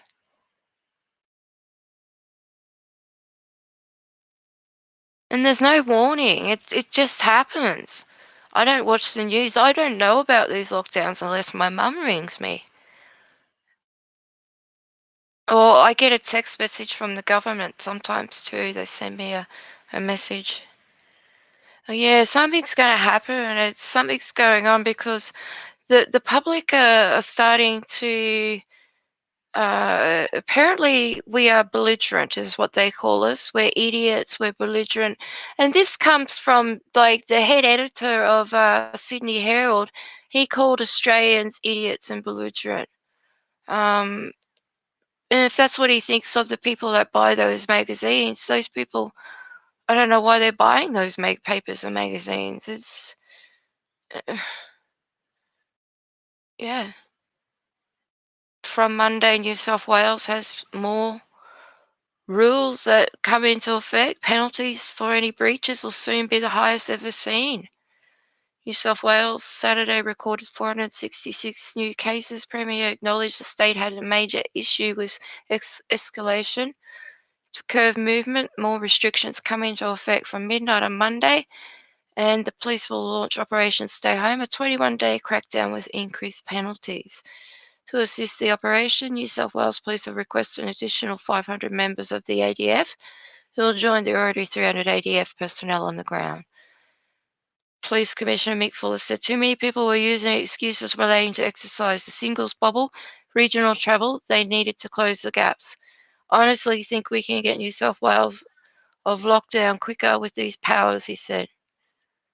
I honestly think we can get New South Wales. This is force of strongest powers we've ever seen in history of New South Wales Police Force. It's part of the government strategy and moving in front of the virus in coming weeks. It's all about getting ahead of it, not chasing it. Restricted movements within a 5-kilometre radius of home from 12:01 a.m. Monday, August 16th. Anyone in Greater Sydney, which includes Blue Mountains, Central Coast, Wollongong, Shellharbour, can only shop, exercise, or engage in outdoor recreation within their local government area or outside your local, or if outside your local government area, within 5 kilometres of your home. This rule does not apply to visiting your chosen single bubble buddy or your intimate partner, which is your sex mate or your fuck buddy, basically. You know, because these ministers have all got fuck buddies they got to see. New rules for the LGA local government areas of concern. If you are in a local government area of concern, Bayside, Blacktown, Burwood, Campbelltown, Canterbury, Bankstown, Cumberland, Fairfield, Georges River, Liverpool, Parramatta, Smithfield, and parts of Penrith, the 5-kilometre rule stays in place. However, on Monday, only exercise supervision of children is allowed outdoors, not recreation. So you can't even go out and exercise. Yeah, it's horrible. That word is taken out. Hang on. Yeah, you said that word is taken out of terms of these local government areas of concern. Exercise mean exercise, the Premier said. In the LGAs of concern, it will no longer be acceptable to leave your home for outdoor recreation, meaning gathering at parks or outside takeaway shops or cafes is not on. Enough is enough. If you don't do it, you will get fined, Police Minister David Elliott said. From 12:01, Saturday, August 21st, those using the single bubble in the 12 local government areas must register the buddy with the government. Registration will be made available on the New South Wales Government website. The buddy must not live more than 5 kilometres from you. The 5-kilometre rule does not apply to intimate partners. Like they close the highways, border, everything. From 12:01, 21st August, any person in the Greater Sydney area who wishes to travel to regional New South Wales for one of the accepted reasons must have a permit. The accepted reasons are authorised workers from the local government areas of concern, anyone travelling to inspect real estate, anyone travelling to sell their home. In addition to this, any person inspecting real estate in the regions must now generally need a home to live in and must not be inspecting investment properties. You will also only be allowed to travel to your second home if you are using it for work accommodation or if the home requires urgent maintenance and repairs. If so, only one person may travel there. Commissioner Fuller said 1,400 Highway Patrol officers are now spread across key roads. Roadblocks have been established around Greater Sydney, so people should expect to be questioned if travelling to the regions. What are the fines? Fines have been increased up to $5,000 for breaches. Commissioner Fuller said he was not interested in any complaints. I'm not apologetic. Please don't write in and complain to me. We have given ample warnings and cautions, and the time has gone, he said. The increased fines for public health order breaches from 12 a.m. Monday, 16th August are $5,000 on-the-spot fine for breaching self-isolation rules. Currently, the fine is $1,000. $5,000 on-the-spot fine for lying on a permit. A $5,000 on-the-spot fine for lying to a contact tracer. A $3,000 on-the-spot fine for breaching two-person outdoor exercise recreation rule. Currently, the fine is $1,000. $3,000 on-the-spot fine for breaching rules around entry into regional New South Wales with restrict travel except authorised work, inspecting real estate or travelling to your second home. Oh, but good news! From Monday, anyone who needs to isolate while waiting for test results will receive a special $320 payment. To be eligible, you must live in one of the local government areas of concern and apply for the payment within 7 days of having a test. Applications are now open for tests to be taken on or after the 13th of August. So you comply, you'll get, a $320 payment reward for your compliance. You're unreal. Absolutely unreal. You ask questions, but your questions don't get answered. I don't trust the media. The media lie. Like, the media couldn't lie straight in bed if they tried. They wonder why people don't trust the news. There's just nothing. It's all just shit that's been regurgitated. That's all it is. Shit that's just regurgitated. You're not allowed to be an independent journalist either. You can't, be an independent journalist and go up to a, minister with a meeting with the ministers or the, Mick Fuller or the health ministers or the prime minister or the premiers. You can't be a citizen like it says in the Constitution and attend these meetings. If you attend these meetings, you get arrested. You want to attend these meetings, you got to have a special permit. You got to be allowed to attend these meetings, and there's no news. There's no local news. People say it's on Facebook, but I'm not going to join Facebook to find out what's going on. Dead man, white clothes. What? It's US approves third shot for the emu compromised. So yeah, I don't know. hard to believe what's going on. Yeah, the war against the song.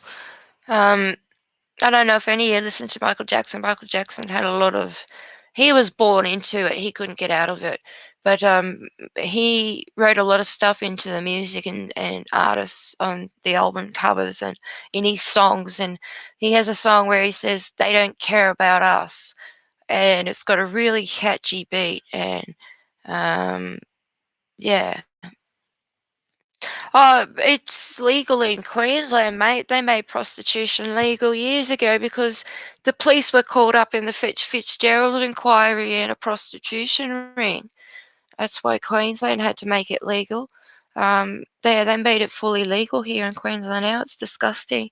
They say it's because of women being attacked and hurt on the street. A couple of women were murdered, but it wasn't that. It was the higher up oligarchs that didn't want to be caught on the side of the street in the back of a car down an alleyway being caught. So yeah, they made it legal.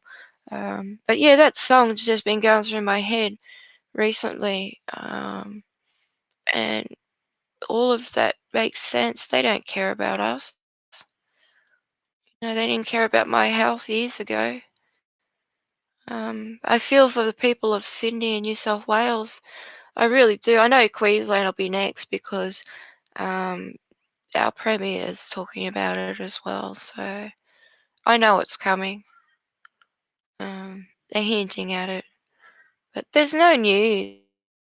I can't find any news that's worthy of news. There is nothing. It's just nothing. This woman here, poor old woman, was asked to prove her identity. They wanted her to go into a Centrelink office with identity. They cut her pension off. A 102-year-old woman.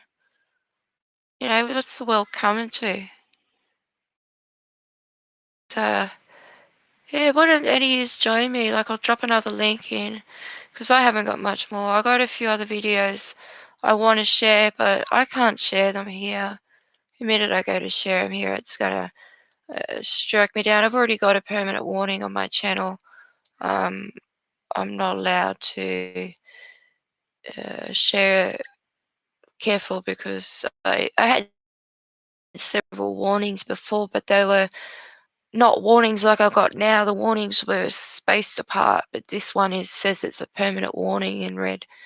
So being very careful, but I can't tell you all to go to other places because that's another reason for them to strike me down. The guidelines keep changing all the time, but yeah, I can't find any real news. So if anyone's got any real news out there, drop it in my community page, my tab section there. Here they just like to gaslight people. I'd like to to know how much money is the government making from all these on the spot fines? If they're going from 1,000 to 3, 5,000, how much money is being made? Like, what's the total? Like daily, roughly, approximately? Like, where does this money go? Is it being put back into the community? What's going on? But yeah, there's nothing really here.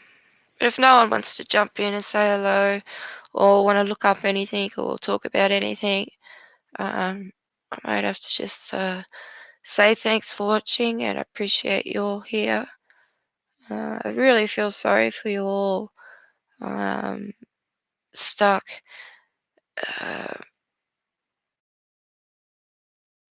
Yeah, we weren't prepared, but we didn't. Our grandparents warned us. Our grandparents told us to turn that idiot box off and to do our schoolwork and to learn. That, you know, they said don't trust the government and to learn stuff. So they did warn us. But yeah, I don't think enough of us listened. So all these ministers are just tippy-toeing around each other.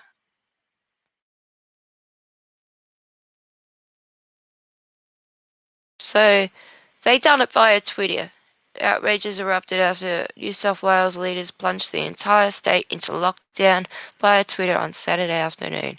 After several nations' MPs had shared the news via their Facebook pages, the first initial announcement came from Deputy Premier John Ballavio's Twitter account. The move was instantly lashed online, with people labelling the lack of press conference disgusting and insulting to locals. They don't care. Yes, let's protect them, but it's also show them respect. I'm sure there was a time in today's 45-minute presser for a mention, she wrote. A lot of older people aren't on social media, but they watch their local news, one woman said. Another one asked, are they seriously locking down all New South Wales without a press conference? Yep, they did. That's what I mean. They don't even face the public anymore. They just hide. And people go, oh, wait until the next election, we'll vote them out. But the next election comes along and it's the same people in, nothing happens.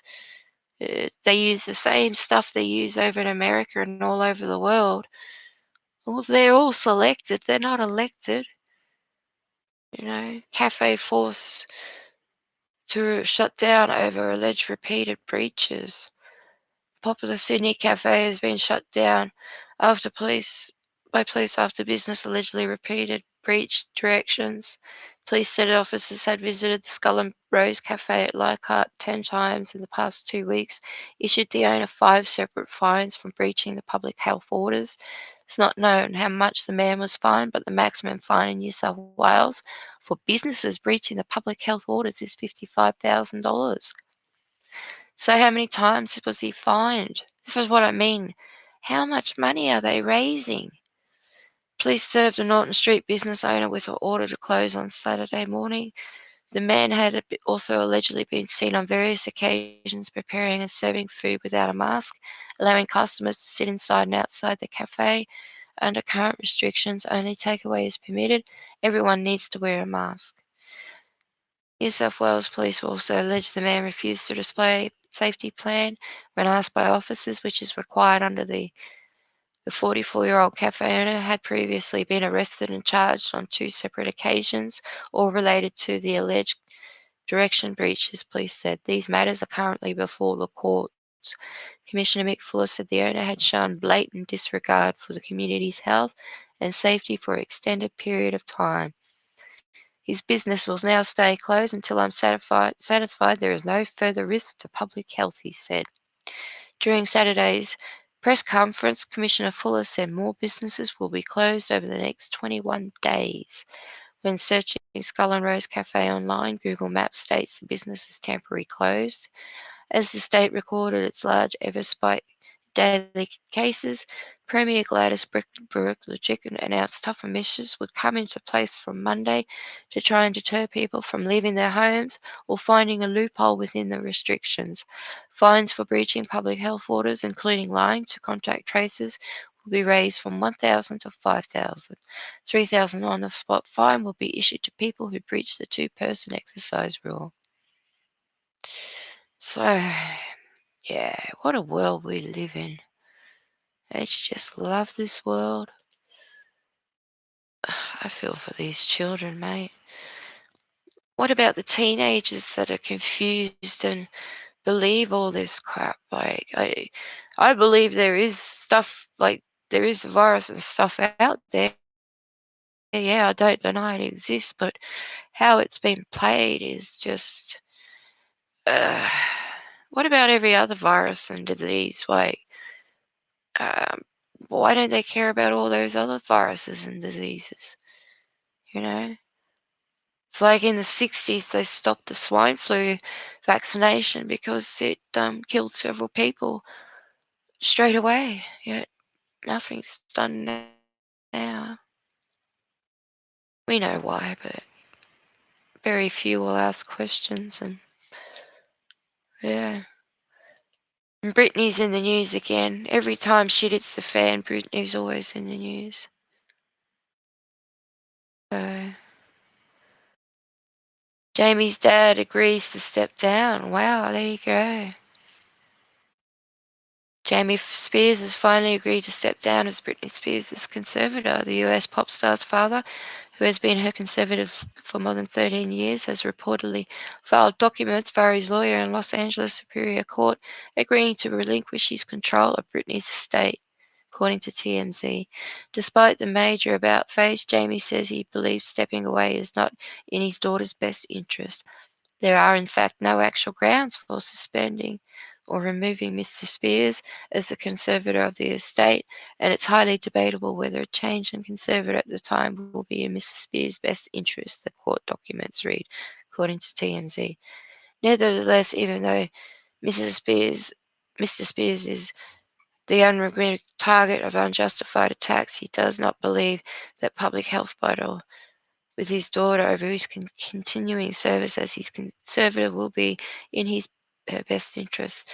So even though he must contest this unjustified petition for his removal, Mr. Spears intends to work with the court and his daughter's new lawyer to prepare for an orderly transition to a new conservator. Regardless of his formal title, Mr. Spears will always be Miss Spears' father. He will always love her unconditionally, always look out for her best interests.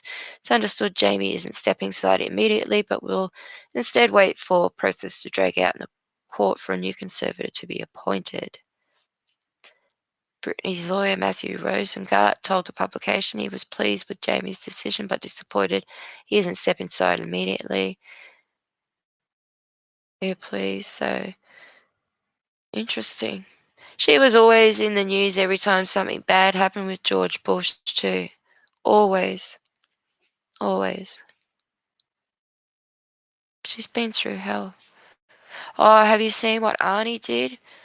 Arnie has lost a lot of fans. Arnie has just like really copped it. A lot of people have really got it in for him the way he spoke.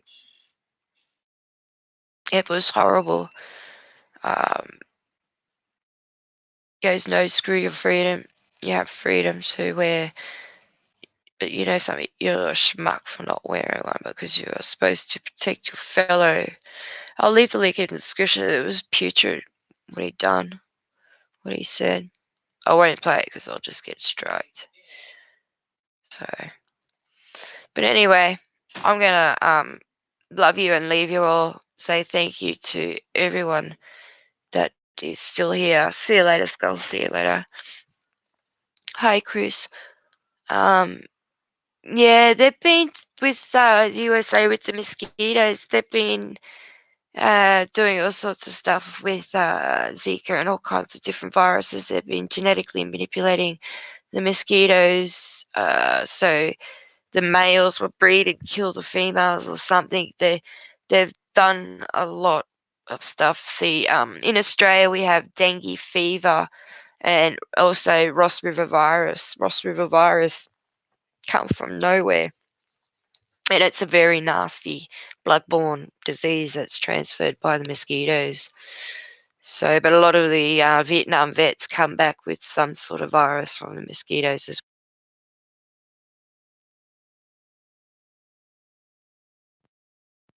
Sorry, it dropped out there for a second. My microphone dropped out. But yeah, I'll leave links in the descriptions for you all. I'll just say thanks to everyone. But yeah, watch the one where I made with the unicorn tab. I didn't want to put them all together in case one got struck because you know, it's so conflicting how they like to gaslight us, and normal people will just turn their head and laugh, and you know, it's it's unreal. So wherever you are in the world, good morning, good afternoon, good evening, good night. Thanks for watching. You have a fantastic day. Raise your vibrations. Don't let all the negativity get to you. Much love. Bye.